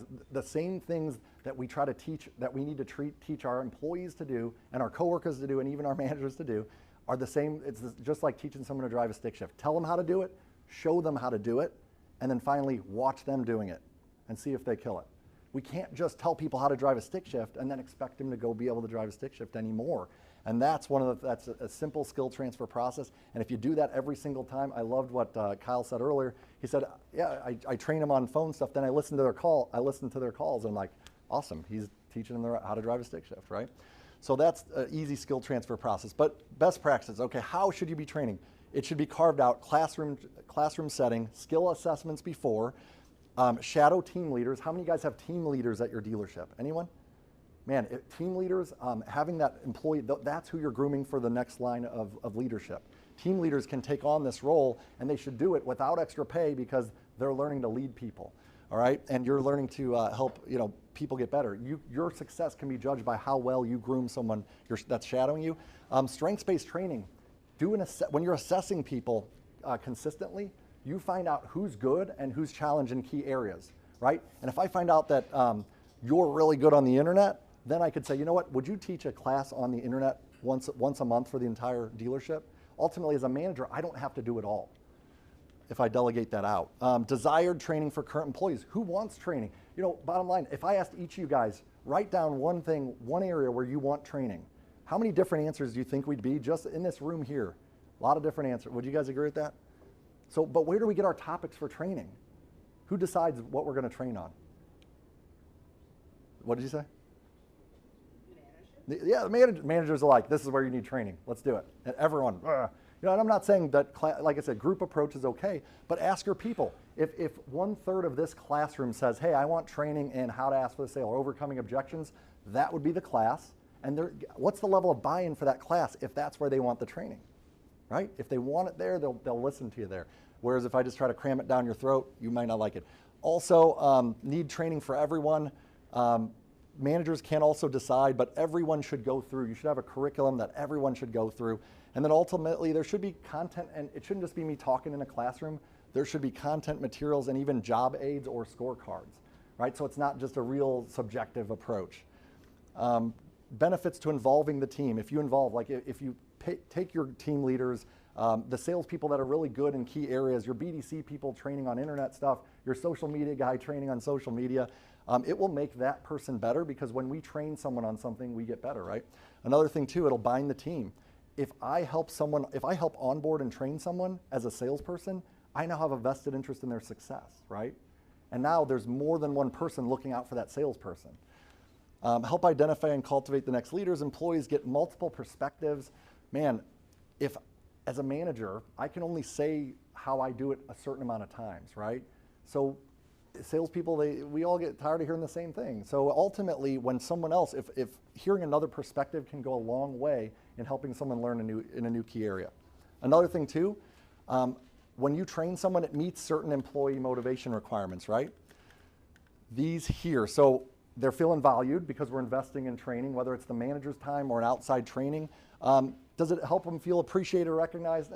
Does it help them find purpose? Not really. Does it help them skill up? 100%. Does it make them more autonomous? It can. Does it help people develop and move up in their career? Absolutely. Becoming better and more skilled certainly does. Does training help with team cohesion? It can if you do it, internally. Is it fun? Training should and can be fun. Does it help to, does it show the leader is competent and cares? I would say yes. And then does it create healthy competition? Not so much. Why should you test on training? So this is the reason. Can I do it? If we don't test on training, we never find out if they really can do it. And if we don't know if someone can do it or not, how will we know? Usually we find out after the results come in. But by the time the results are in, we've already lost the sales, it's too late, right? So test for competency up front. But what training does not accomplish, my friends, is this. Do they want to do it? Do they need to do it? And will they do it? Training only covers that one, whereas coaching gets these, all right? So if training is the shiny car, coaching is the fuel that makes it go. So I really believe this time and time again. If I was a 20-car salesperson and got promoted into management, I cannot train a 30-car salesperson to sell 40 cars a month, but I can coach them there.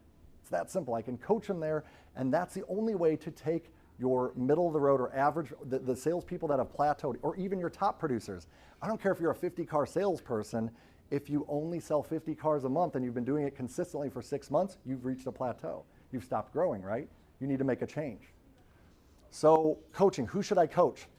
Let me run you through the list. Anyone that's been tested for competency in training, once they have the foundation of training, now we can start coaching them. Middle of the road top producers, anyone wanting a promotion.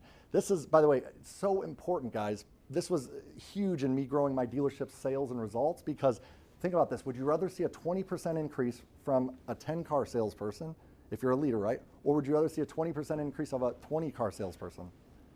It's 2 extra cars, it's twice the cars. So coaching is where you can take these guys and make them better.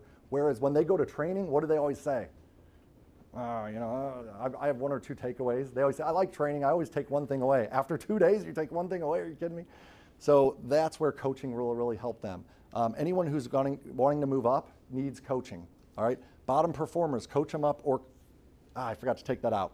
I got rid of coach out. I don't believe in that anymore. Okay, so all leadership, I'm not kidding. Because I don't want coaching to get a bad name, and it really, sometimes it does have a bad name because of, I'm coaching you, but really I'm just yelling at you, right? So all leadership within the organization, every leader, it's lonely at the top, man. And I don't care if you're a dealer principal or you're a porter, every single person needs coaching, because it's hard to read the label when you're inside the bottle, and you guys are in the bottle every single day. You're on the field playing to win. You need a third-party perspective that's not attached to the outcome to have a conversation with you. Every pro athlete has a coach. All right, so here's how you can roll it out, okay? This is the Car Motivators drip method. So first, discover what every employee wants most. The best way to motivate someone is by connecting the dots on what they want most and what you need them to do. So for instance, my friend Matt, the cancer research, great opportunity. Hey Matt, what if you could donate to cancer and make a difference because you sold a bunch of cars? All of a sudden, the guy who's one of the top closers but doesn't want to get out and wait on anyone because he's unmotivated now has motivation, right? So if you can connect the dots on what someone wants most to what they need to do, then you can, and I'll share another story with that in a minute. So number 2, recruit everyone to the cause. You can't win a war with a one-man army, and within 15 seconds of any conversation, someone's going to decide, are they fighting along with you or are they fighting against you? So how do we recruit someone to our conversation where there's total buy-in and they're on our side? This is how. It's really, really easy. Number 1, know what they want most. What do you want most? In the next 12 months, what would make your career awesome for you if it happened? A bigger role. Okay, so move up in the company. Okay, so here's what I'm going to say. If I was going to coach my friend, and what was your name? Warren. Warren? Awesome, Warren. So if I was going to coach my friend Warren here, I'd say, Warren, what I want for you is to see you move into a bigger role in your organization, and there's a few ways I think we can help you get there. Is now a good time to have that conversation, or when would you want to? Always a good time to have that. He wants to have this conversation. Really, I'm going to train him on how to handle internet leads. He does I'm just joking. But you see what I'm saying? Because does helping Warren handle internet leads help him get a bigger role in the company? Absolutely it does. Because if he can handle internet leads, he's going to be a better, I'm not saying you need that, but at the end of the day, recruit them to the cause by telling them what you want for them. Individually set expectations around coaching. Everyone wants to be coached differently. I can't coach Warren the same way I'd coach Kyle, the same way I'd coach Jason. Or Arthur. Where's Arthur? Where's that? Oh, there he is back there. What's up, buddy? I know Arthur. I do have some Canadian friends, for the record. Probably not after this, but I'm just joking. All right, so individually set expectations around coaching. How often would you, what if we asked every person, hey, how often would you want to sit down with your manager? How often would you want to have a one-on-one? What would you hope to accomplish in our one-on-ones? How can I help your career? What if your manager sat down and asked you those questions? How many of you guys would enjoy that? Anyone in here would enjoy that? I haven't yet met a salesperson that doesn't want that for you managers. Finally, P, persist in making a priority and scheduling it.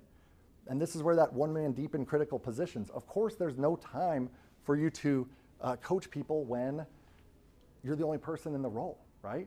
So if we're developing the people under us, if we're training people for the next role, then I can say, you know what, Warren, I'm preparing you for the next role because you're going to grow within this organization, and I want to make sure we help others do the same.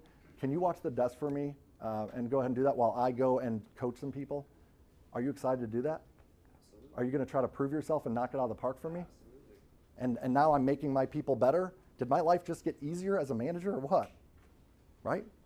And by the way, when you go back on the floor, are you running laps around people now? You're like, think about that. I don't even know what position you are. All right, so 3 types. He could be like a GSM and he wants to be a GM, I don't know. But anyway, so 3 types of coaching, all right? There's aspirational coaching. So this is something that I created. Aspirational coaching is not as the coach, it's not ever your agenda, it's always their agenda. So what I mean by that is I would sit down and I'd say, hey, where can I coach you today? How can I help you? All right, there is turnaround coaching where we're going to coach up underperformers. And then there is objective-based coaching. I call it ABC metric coaching. So this one will help you make smart firing decisions and feel good. That, as a manager, I would hold on to people. Barry, you're going to slap me for this. As a young manager before coaching, I would hold on to people. They're going to turn around any day now. But month after month after month, they were costing us business. They weren't happy. They weren't aligned to the direction of the company. This helps you make smart firing decisions. This creates massive motivation, and this one helps you improve performance in key areas. So to touch on each of these, discover what people want most. Recruit them to the conversation.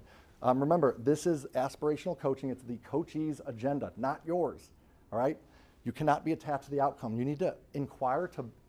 Everyone has, I believe that everyone in this room, think of your biggest goal, your biggest challenge. You have 97% of the answers to accomplish that goal or overcome that challenge. You have 97% of the answers, but it's the 3% you don't have that are holding you back, right?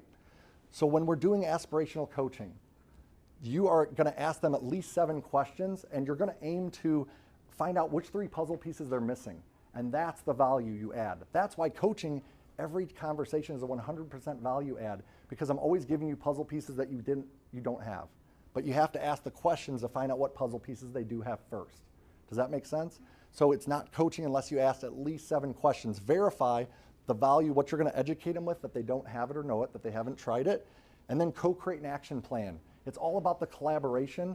It's not me telling you what you're going to do, yelling, telling, and selling anymore. It's me saying, okay, so after this conversation, what are your biggest takeaways? What's changed moving forward? What are you going to do? What's your action plan? When will you start doing that by? When should I check in on you? How can I support you? These are all accountability questions, right? Co-create the action plan, confirm the value of coaching, care for the plan long term.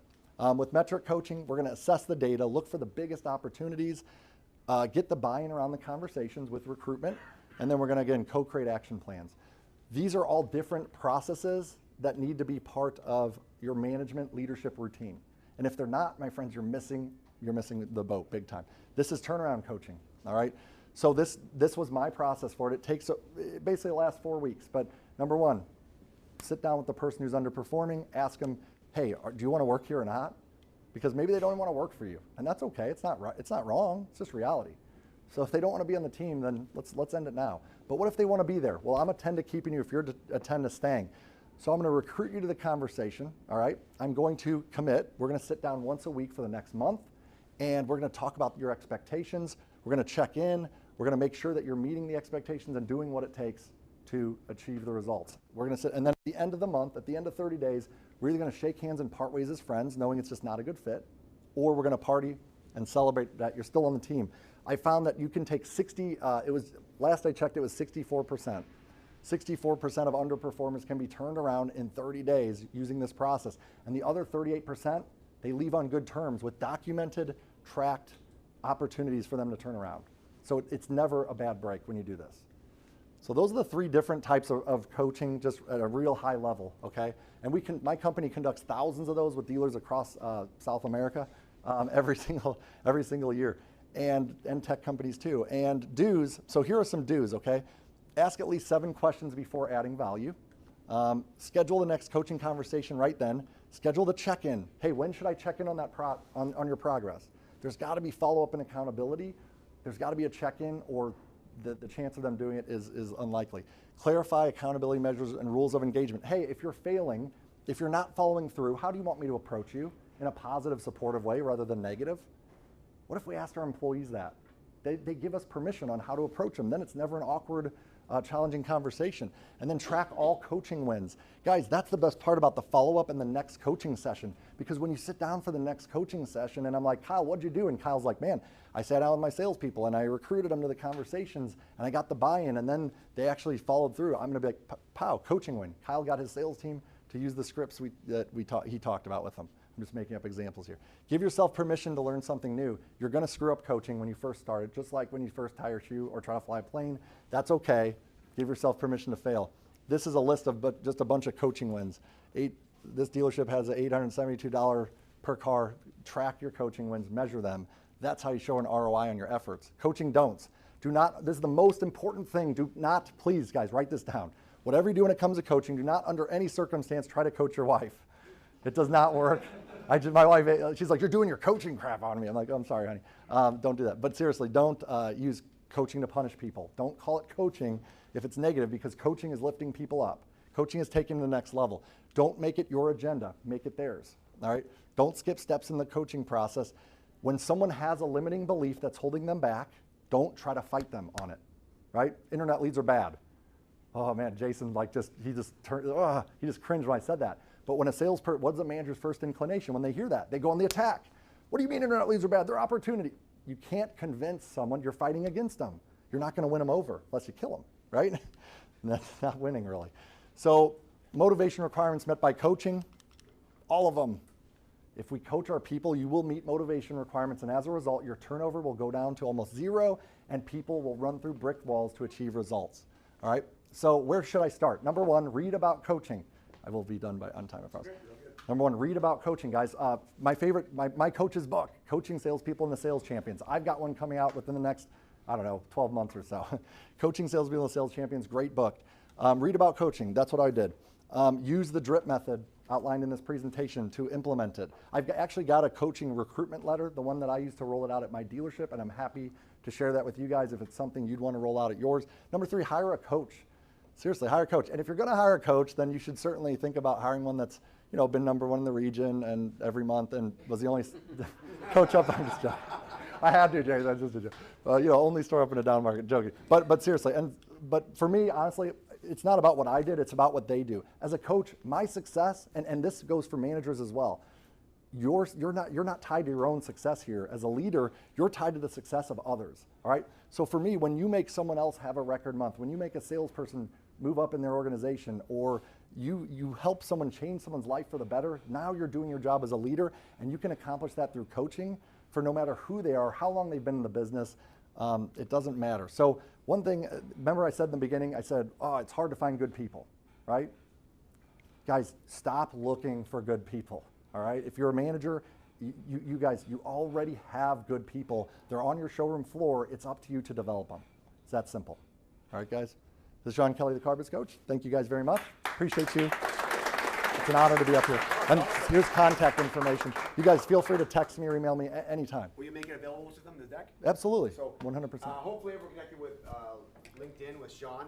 So first of all, again, huge. He came up from St. Louis. No big deal. I'll do it anytime. I'll steal that, yeah. We're going to have to go crying game on them. Well, you come up here for a second. Let's chat for a second. So we got one mic, so we're going to share it. Quick question. Half the room is salespeople, right? Confirm? Yeah, everyone put their hands up who are salespeople? Okay. So the salespeople who want to improve and they find that they're trapped, they're not getting the engagement, what would you recommend? The salespeople aren't getting the engagement. It's like their management aren't as engaged as you would be. So you can coach up, okay? And I had to, dear Lord, I had to coach up to my dealer principal many times, and my manager. So go to your manager and say, hey, by the way, what does your boss want most? No different, right? If your boss wants to hit number one in the region, hey manager, hey boss, I want to help us hit number one in the region, and I have some ideas to talk about doing that. When's a good time to sit down and talk about it? That's cool. Recruit them to the conversation. And for the people who are in a situation where it's like, you know what, I want to do better. I want to be better. And maybe your management, they're probably awesome people, but they may have not had the coaching themselves. A lot of people in the industry, would you agree? Good salesperson themselves, but probably not a people person.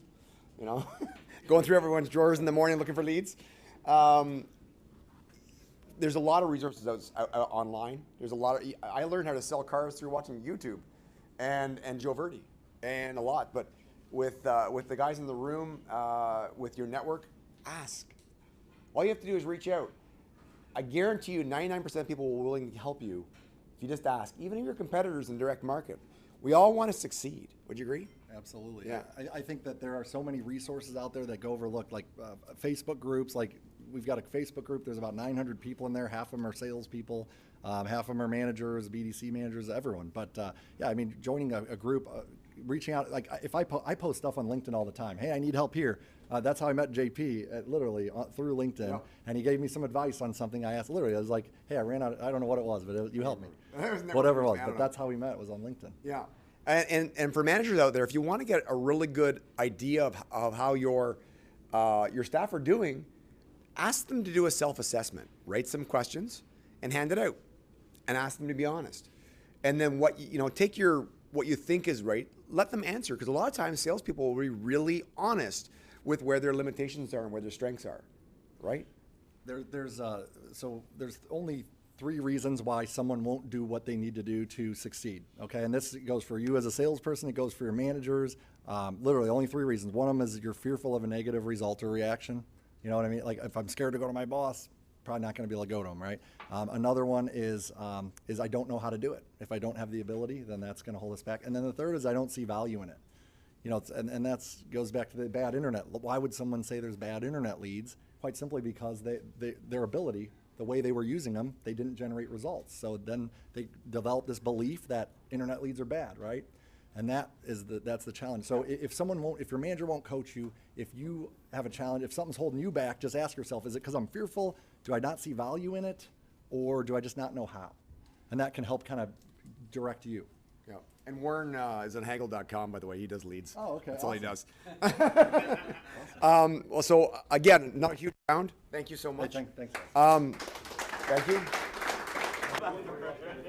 I'll stand next Feature to you. presentation. I can talk to your boob. You can talk to my boob. Hello.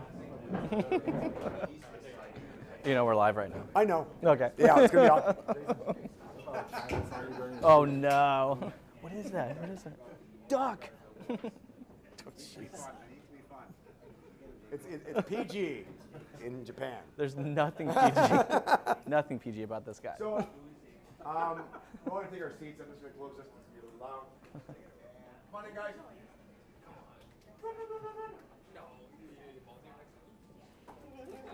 So, y'all know that I was a former comedian, but I was also a strip club announcer for a couple weeks.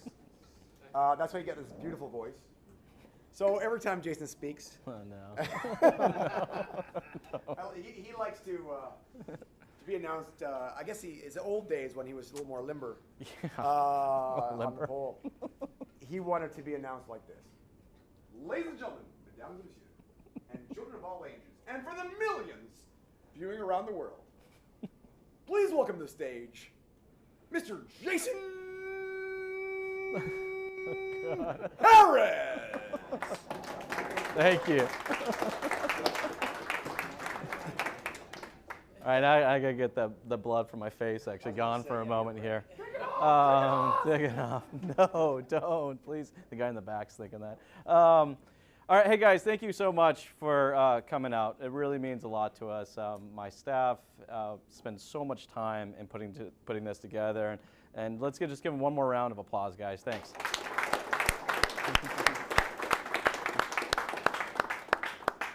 You know, we do these for the benefit of all of you guys. I've been in your shoe. Every single person in this room, I've probably spent some time in the position that you guys have been in. And it's such a passion for myself and for my team that we see every single one of you do better and exceed and grow within this amazing industry that we're in. We are so proud to be a part of this industry, and you guys should be so proud of your industry as well. I think we should actually have one more round of applause just for our industry, right? Come on. Now today, guys, I get to talk to you about one of my favorite things, and that is branding. Just so you guys know, this is the hot dog version of me. when I asked my team that I needed some type of digital mascot, this is how they see me. A little concerned that that's how they view me, as a hot dog cylinder individual. I'm sure there's probably a lot to do with that. But anyways, today guys, we're going to talk about branding. We're going to talk about the importance of it, the benefits, and then of course the content that goes behind branding. To get us started, branding exists in the mind of your customers. Now, a brand is not limited to the company that you guys work for. A brand is yourself, the company you work for, the manufacturer you support, right? Brand exists all over the place. But understand that a brand is not something that you define. A brand is what the customer defines you to be. How would they describe you? That's what the brand is. Today, guys, we're going to talk a little bit about that. It's going to get started here. Which of these words, all right, would define your brand? All right, we all want to be defined by very specific words, either a transparency or innovation. Are you a fun brand? Is that something I can associate with myself? All right, are you guys fun? Are you hassle-free? Do you make the experience easy for me? Are you passionate about what you do? Are you timely and are you professional? These are words that we want our customers to describe us as. If that's our goal and objective, then we need to be very aware of how we're putting content out there and what content we're putting out there to ensure that these are the words that our customers are using. Again, the brand is not just defined to you as an individual, but also how the brand gets defined from your employees. As if you're an employee of a company right now, all right, how do you define the company that you're working for? You know, do you define the dealership that you're working for as fun? Is it tyrancy? Is it boring? All right. Owners of these companies need to understand that our employees and our customers define who we are as a brand.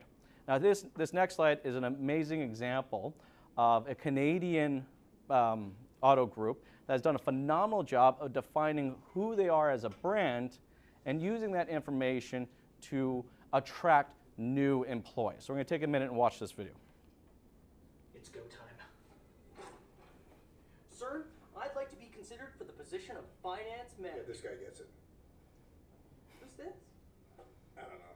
You promised me I'd get promoted. Goodbye. Nice try, Barry. You're such a loser, Barry. Stop laughing. Mom and Dad embarrassed of your career? Welcome to the Go Auto Revolution, Toronto. You get what you pay for. Follow me. Is it true that Go Auto is one of Canada's largest dealer groups with over 10,000 vehicles and over 40 locations? Yes. Does that impress you? Probably not, you cynical. Maybe this will. We're hiring, bigly. And our promote from within culture means we don't do jobs, we do careers. Isn't that right, Greg? Can't talk, making money. Greg used to mop floors. Now he's mopping up sales. Still not impressed? All Go Auto employees receive great benefits and profits from the employee investment program. You like money? Our customer loyalty program and in-house financing means all of our sales associates close more deals than this guy.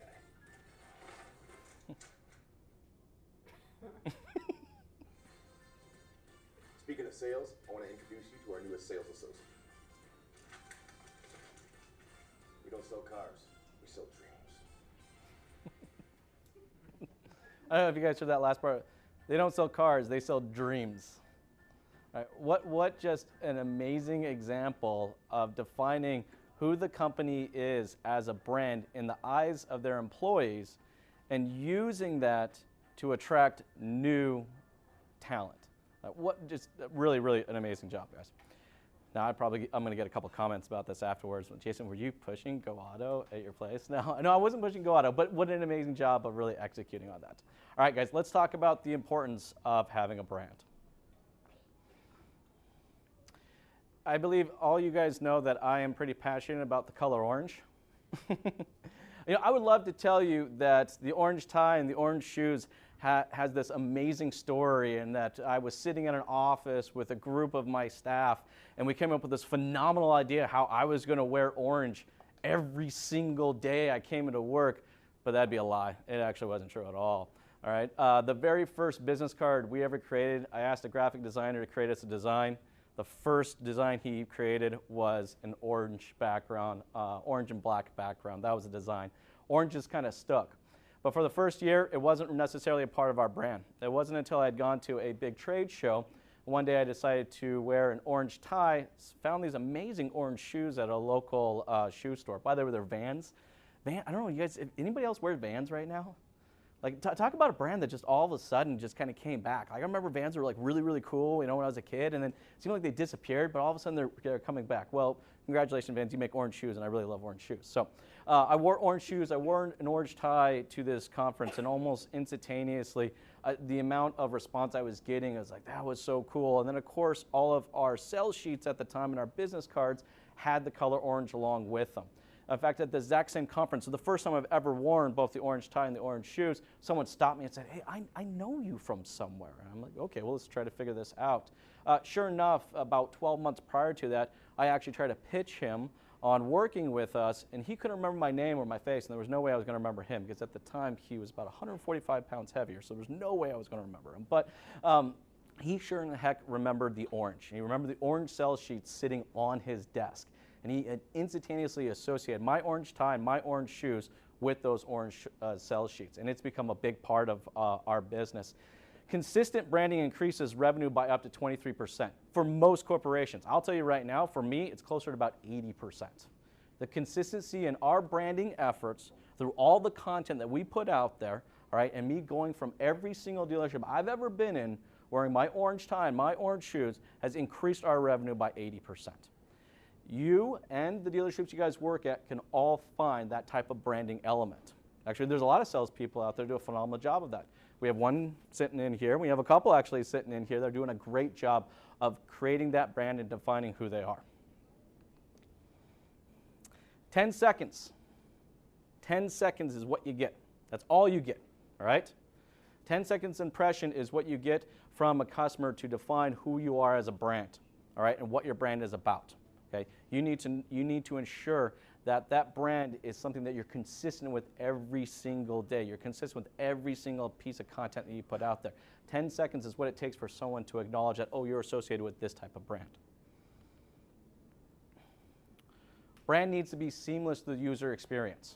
All right? What I mean by that is that if a customer is expecting an experience online, that experience online needs to be seamless to the in-dealership experience, which needs to be seamless to the after-sales experience, right?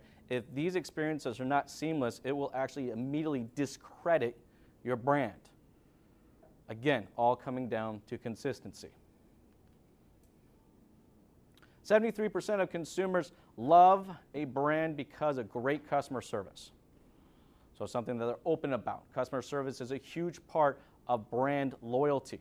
Now, guys, it's not one thing. It's one thing to say that customer service is a part of your brand. It's a whole nother thing to show that. And we're going to talk about that as we start developing out content, right? You can't just say you're in customer service. You need to show that you're in customer service. And you do that through your consistency of efforts, but also documenting those efforts through content. Loyalty equals transparency, or even can be the other way around. Transparency can actually equal loyalty as well. All right? 94% of consumers are more likely to be loyal to a brand when a commitment of full transparency is made. So transparency is a huge part of brands that we're currently a part of. You guys think of, you know, each one of you have brands that you guys are currently committed to right now. Now, this could be clothing brands, this could be car, automotive brands, this could be hotel brands or video game brands, but these are ones that you're always consistently going to because of the transparency and that seamless experience that they give you. How familiar is your brand? 59% of consumers prefer to purchase from a familiar brand. Creating familiarity in your brand, again, comes back to the consistency in your guys' efforts, right? For me to be familiar with your brand, I need to have frequency, and you guys consistently sharing the exact same message. Define what those words are for you. Who in this room would say your brand is defined by transparency? Would you guys say that's a part of what you do when you're selling a car or selling a product or service? Transparency is a part of it, right? Who in here don't believe in customer service? Who in here does believe in customer service? Do your customers describe you as that? If you were to go back right now and ask the last 5 people that you sold a car to, give me 3 words that would describe myself and the experience you had with them. Would transparency be one of those words? Would customer service be one of those words? If the answer is yes, guys, you're on the right track here, okay? If you're not 100% sure, you need to take a moment, all right? How are people viewing me? Frequency. It takes 5 to 7 impressions to produce just a smidge of brand awareness. How many of you guys in here follow me on LinkedIn? Cool. All right. I don't know if you guys noticed lately, but we've actually ramped up the amount of content we put out on a pretty regular basis. Our current goal right now is in an 8-hour normal shift day or work day that we're putting out a fresh piece of content every single hour that you guys are working on Facebook, LinkedIn, and Instagram. 3 different marketing channels, all right, 1 piece of content every single hour. How often do you guys open up your phones and my face is one of the first things you guys see when you open up LinkedIn? You said that in a negative way. No, like you're just Rob, what you got? Jason, can there be too much content? Is there a threshold? Is there a threshold? You know what it is? If the content is self-promoting, 100%. All right. For example, guys, I've looked at so many dealerships' social media efforts. And dealerships, well, they're the most anti-social social media people in the world. But the amount of self-promoting that goes on in their content is just astronomical. Look at me. Look how happy I make my customers. Look how amazing our deals are. You guys got to understand that when you're putting content out there, you're putting out for the value of the people that are going to be consuming it, not for yourself, right? I want people to define my brand as knowledgeable, passionate, and fun. And hopefully those are maybe a few of the words you guys think of when you think of me as a brand, okay? Exact same thing goes for you. If that content is about the other person, or if that content is in the benefit of someone else and not in yourself, then the amount of content that you put out there, I could probably bump my content twice as much, and there would still be some value in it. Guys, understand, do it for the customer, in return they'll do it for you. But you got to take the first step forward. Any other questions on frequency? That was a great question. Thank you, Rob. Okay.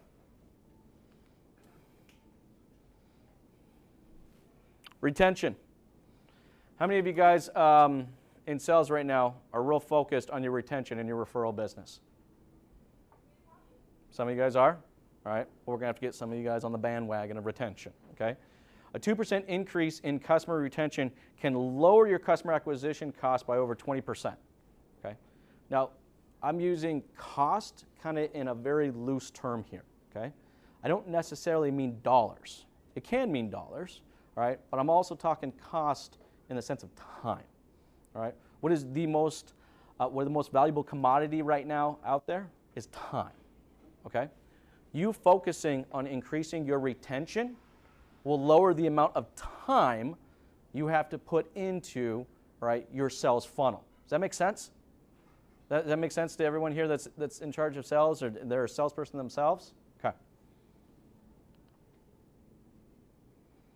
All right, now let's get into content because we know we love talking about content, right? Well, at least I like talking about content.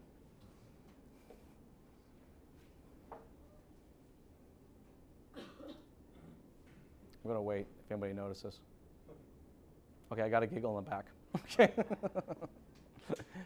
You guys were sitting here waiting for something to play here, right? Okay. 20% of people will read the text on a page, but 80% of people will watch a video. So if you're reading this, you're in the minority. If you guys think about the content you're going to put out there, the words are not nearly as important as the video. From a brand perspective, I need to see you as an individual. All right? 4 times as many customers would rather watch a video about a product than read about it. When you guys are sending emails out to customers, are you sending out long-drawn emails about how amazing the product is? Or are you guys sending out a great video about how amazing the product is? Raise your hands, actually, I'm really kind of curious. How many people right now are using video in their email responses? Oh, come on. Paul? So, okay. We got a few people. Guys, something to think about, okay? If your dealership doesn't already have a tool like this, these tools are very inexpensive for you to purchase and utilize yourself, okay? That video is going to mean so much more to the customer than you guys writing out any type of text. Any questions about that before I move on? Okay.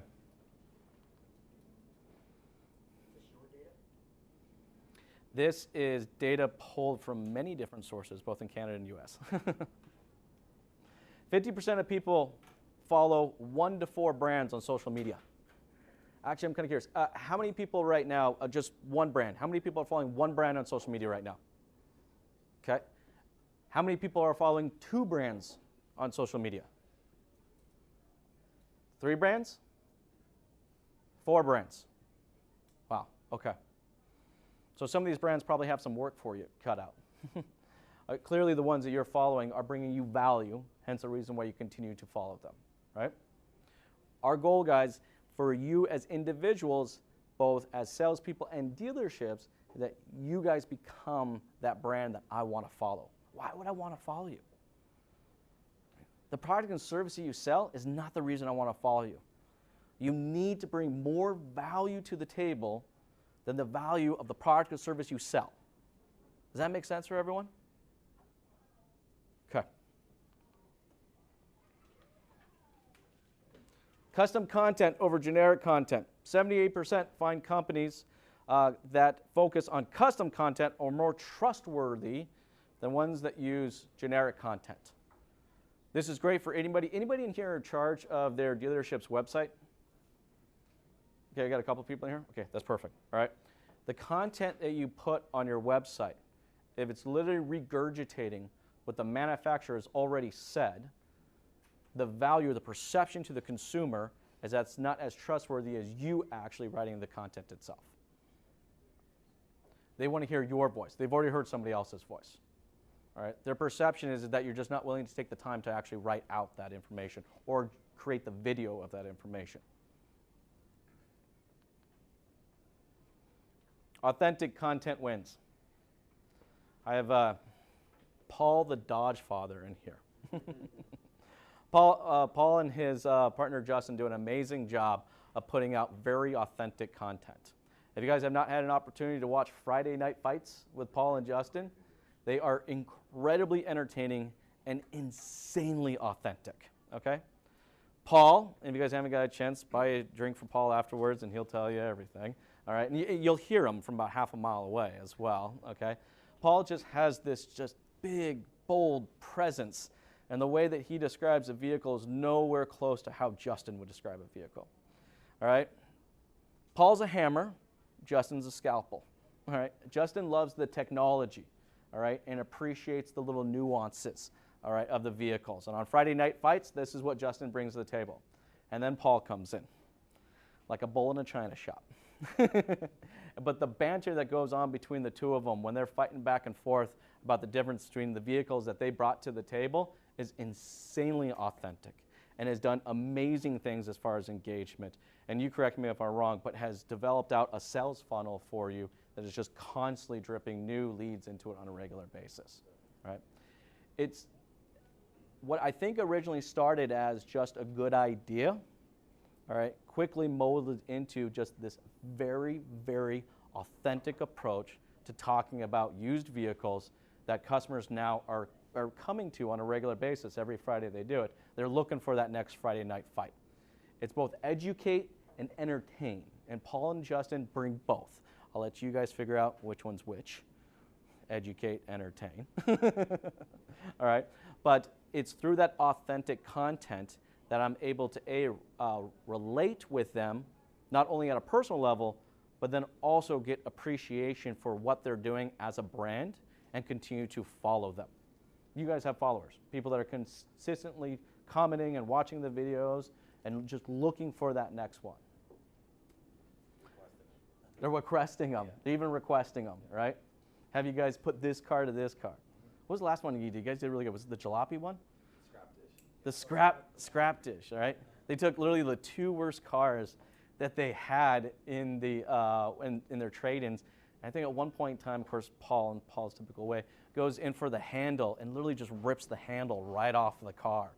But it's just, it's educating, it's entertaining, it's so authentic that consumers are able to watch this and go, oh, these guys are fun. I mean, this is a brand I want to associate myself with. If I'm going to buy a vehicle and I'm in the London area, all right, I want to buy a vehicle from these guys. And they're just having fun from a very authentic place.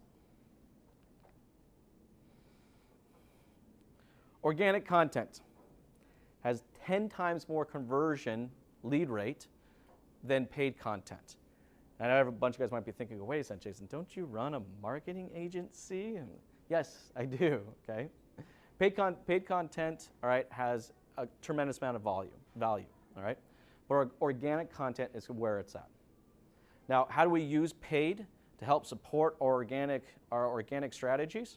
I have a dealership that produced a video for a Jeep Wrangler, and it was about how to install their windshield wiper fluid, their windshield wiper inserts. Okay, we put that video together. It was a really kind of half-assed, poorly done video, but we put it together and we threw it out there. We put a couple $100 behind it as far as paid goes, just to see if anybody gave a crap about this particular message.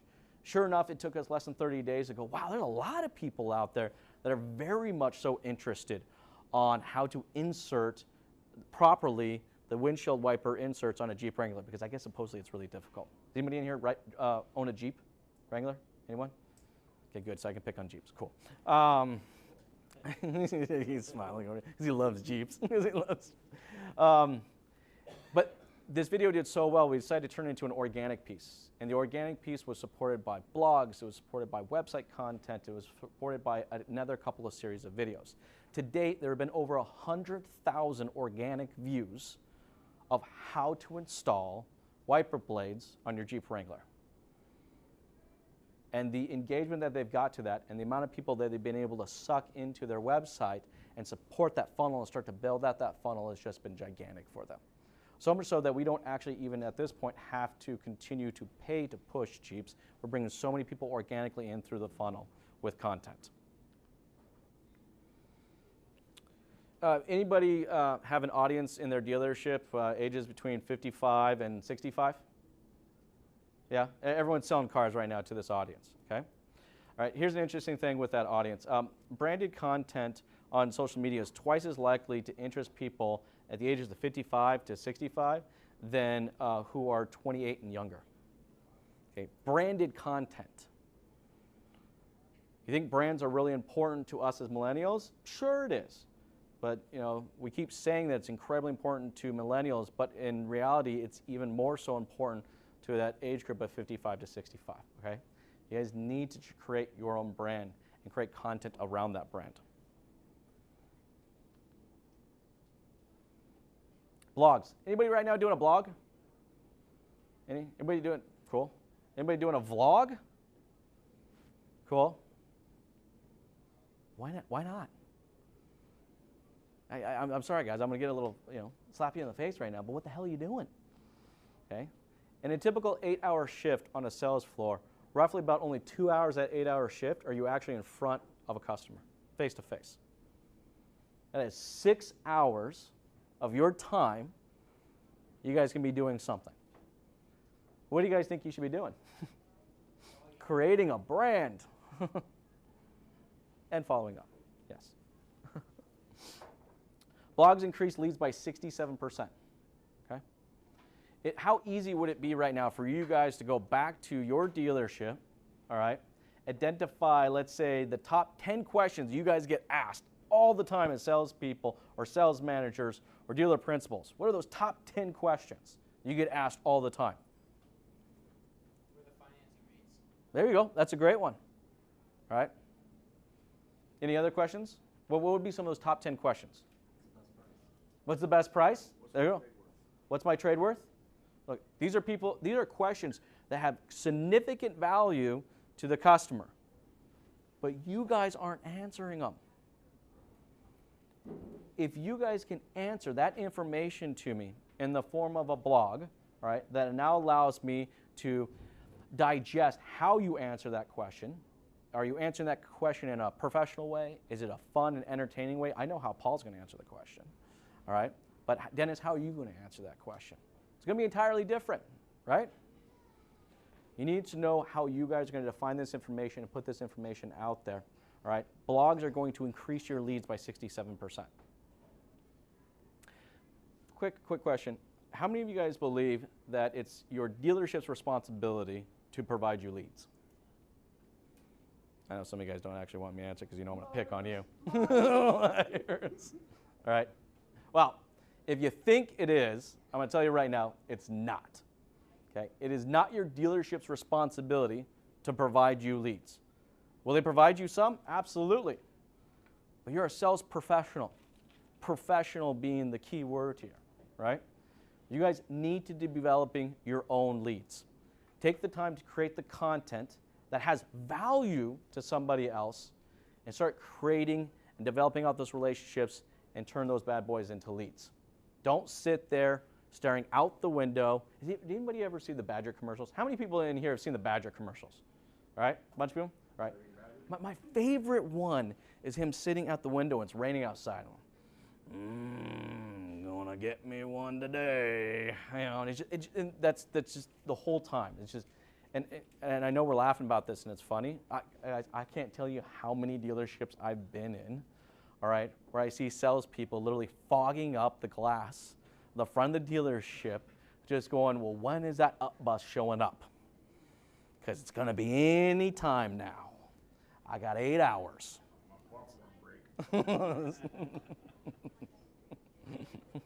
Bottom line, guys, take those 10 questions. You guys take them back. You guys answer them in the form of a blog and a vlog, all right? Now I know you're saying, well, Jason, you know, so many people are, sorry, go ahead, Matt. What is a blog? Okay, a video blog. I thought that's what a blog was. So yeah, so a blog is going to be in the written text, right? Now, why are we going to write that into text? Well, because that's what search engines want to look for, okay? They want to see that text so they know exactly what this page is about, all right? The vlog, the video portion of that page, is going to be how someone wants to consume it, right?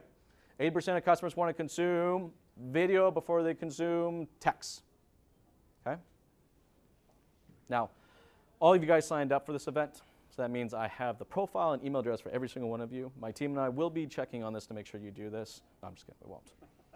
Or will we?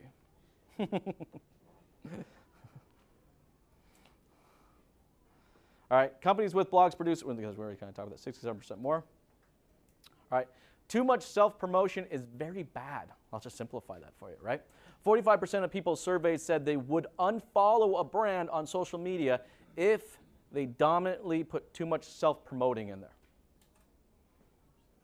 Does everybody understand what self-promoting is?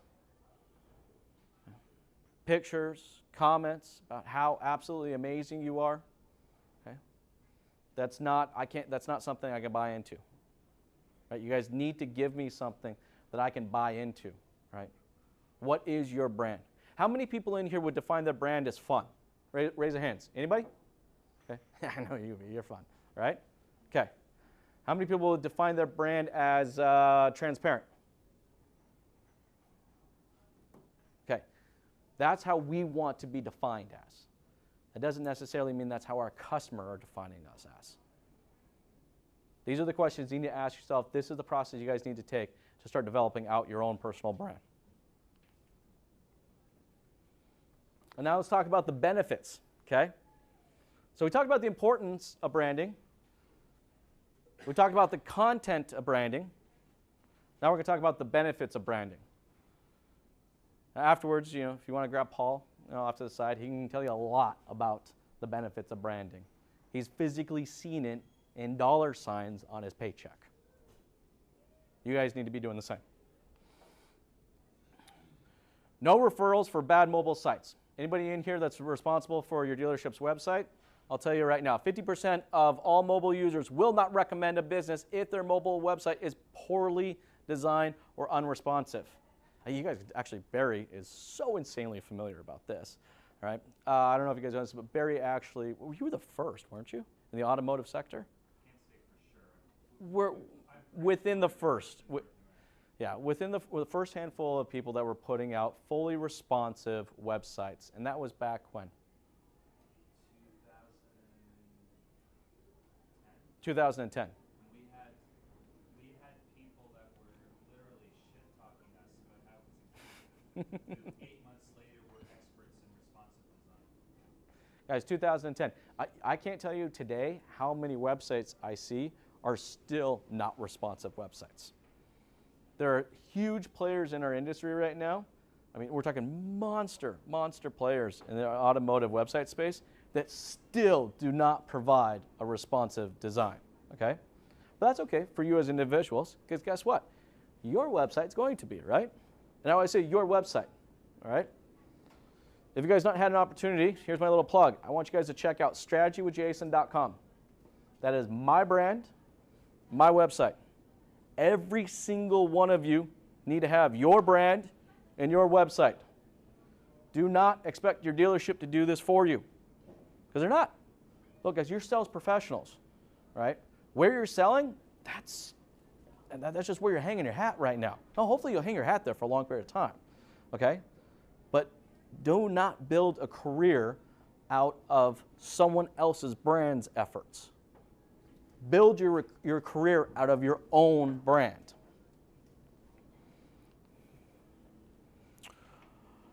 Organic frequency produces higher clicks. 50% of people are more likely to click on a particular brand if that brand name shows up more than once in the search results, okay? Guys, search results are so localized. You guys want to know what the most common search term now is on Google? Near me. It's insane how fast that term is being used. I don't know if you guys have searched for anything in Google lately. Almost, I mean, you'd be a few words into it, and then it will literally finish the sentence for you, near me. Okay? You putting out your 10 questions, putting out that content out there, all right? When someone's asking that question, you showing up, your website or your dealership's website showing up multiple times in that search function instantaneously tells that consumer that there's a significant brand. They're looking at this. How many times does this name pop up in this particular search?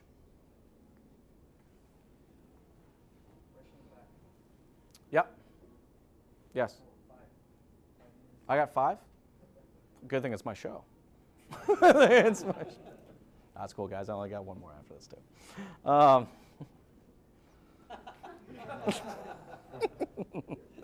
Guys, any questions about branding?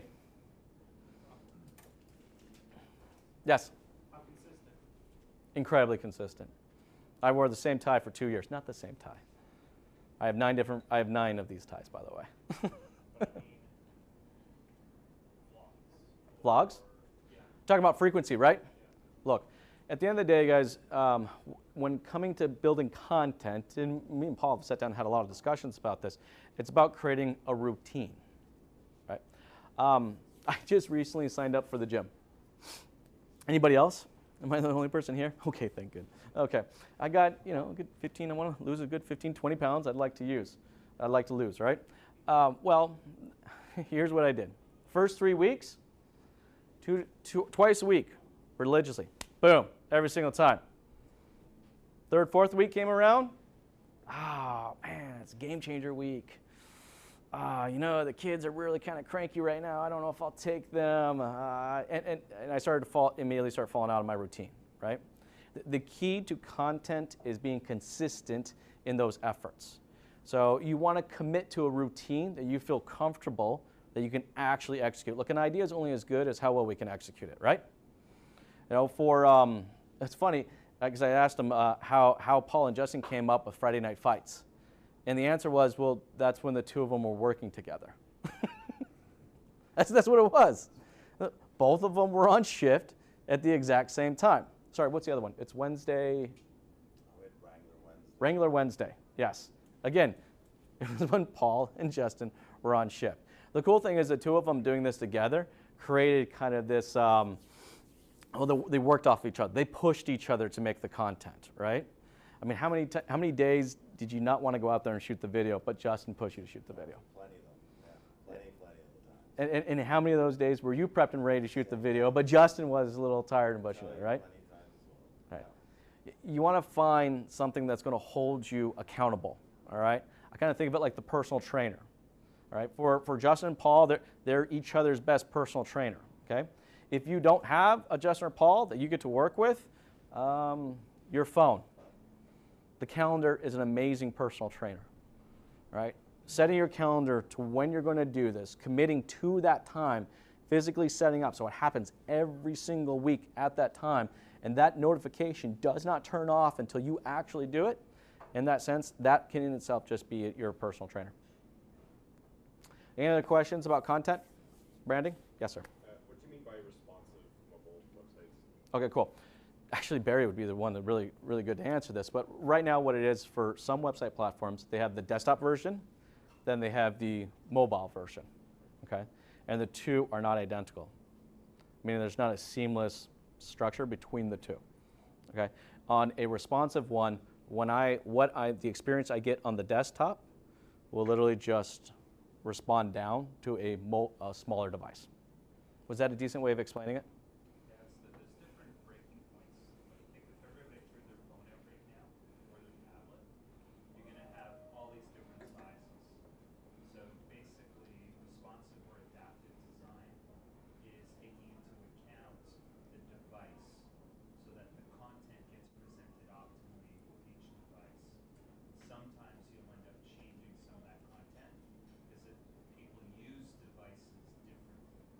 So it's basically just starting to understand how to make all of that work so that you've got a better customer experience and you don't have somebody, I mean, you've all gone and done a search for something and you've seen their website as you can see it on the desktop on your phone. That's what you don't want. Yeah. So it basically gives you a much better experience. It's all about user experience at the end of the day. Guys, any other questions about branding or content? No? Okay. What Yes. about some like the best practices for sharing on, JP and I were talking earlier how if you share someone's LinkedIn thing, it can diminish your algorithm and things. And if you, I know if you take a YouTube link and put it on like Facebook, it doesn't get a lot of notifications, right? Whereas going live gets people more. Could you share some of those for these guys that do post a lot of content? Okay, so look, guys, there's a lot of different formats to utilize when executing on the content itself, right? Right now, each social platform will reward you based on the current format that they're putting out there, okay?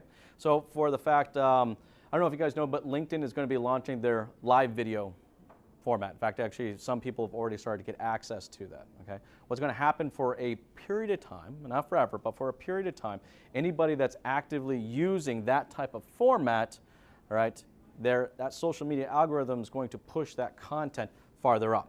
Same thing with Instagram right now. Right? For the longest time, Instagram organic was amazing, and Facebook organic was absolutely amazing. Okay, but as the platforms continue to grow and continue to adapt, you guys should be aware of what new content formats are coming out, and you guys should be testing and playing with those. You'll see the incremental benefit of trying out new formats like that. And to Sean's question, content, social media and LinkedIn and things like that, they don't want you to share. They want you to kind of give a worship or give a testimonial to something. If you just create a secondary contact or a secondary image of the content, it kind of, nah, that's two of them, I don't need that. So if you create, because it's looking for original content. It's looking for original content. So make a post. If you want to share someone's post, make a testimonial. This was a great post. I wanted to give it, and then give the link. Don't just hit share and do it, because that actually knocks it down the list, right? Yeah, if you guys, look, you guys are out there consuming content yourselves, right? And you might find some value in a piece of content that you would love to share with your current audience, right? Just hitting the share button is not, and that's what we're talking about here, it's not the best strategy.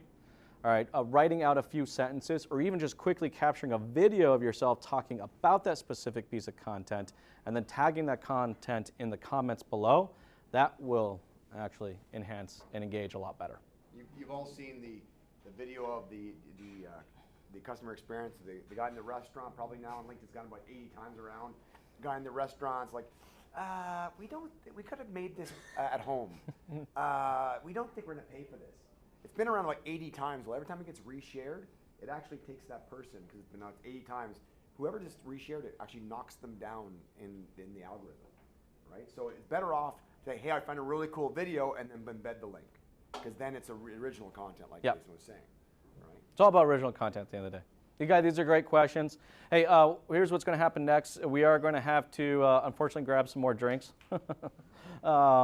We're going to have to step out of the room for a little bit while they reconstruct the room for us for dinner, so we can watch the baseball game. And guys, let's keep this momentum going. You know, connect with everyone next to yourselves. You guys have done the LinkedIn thing, so that's perfect.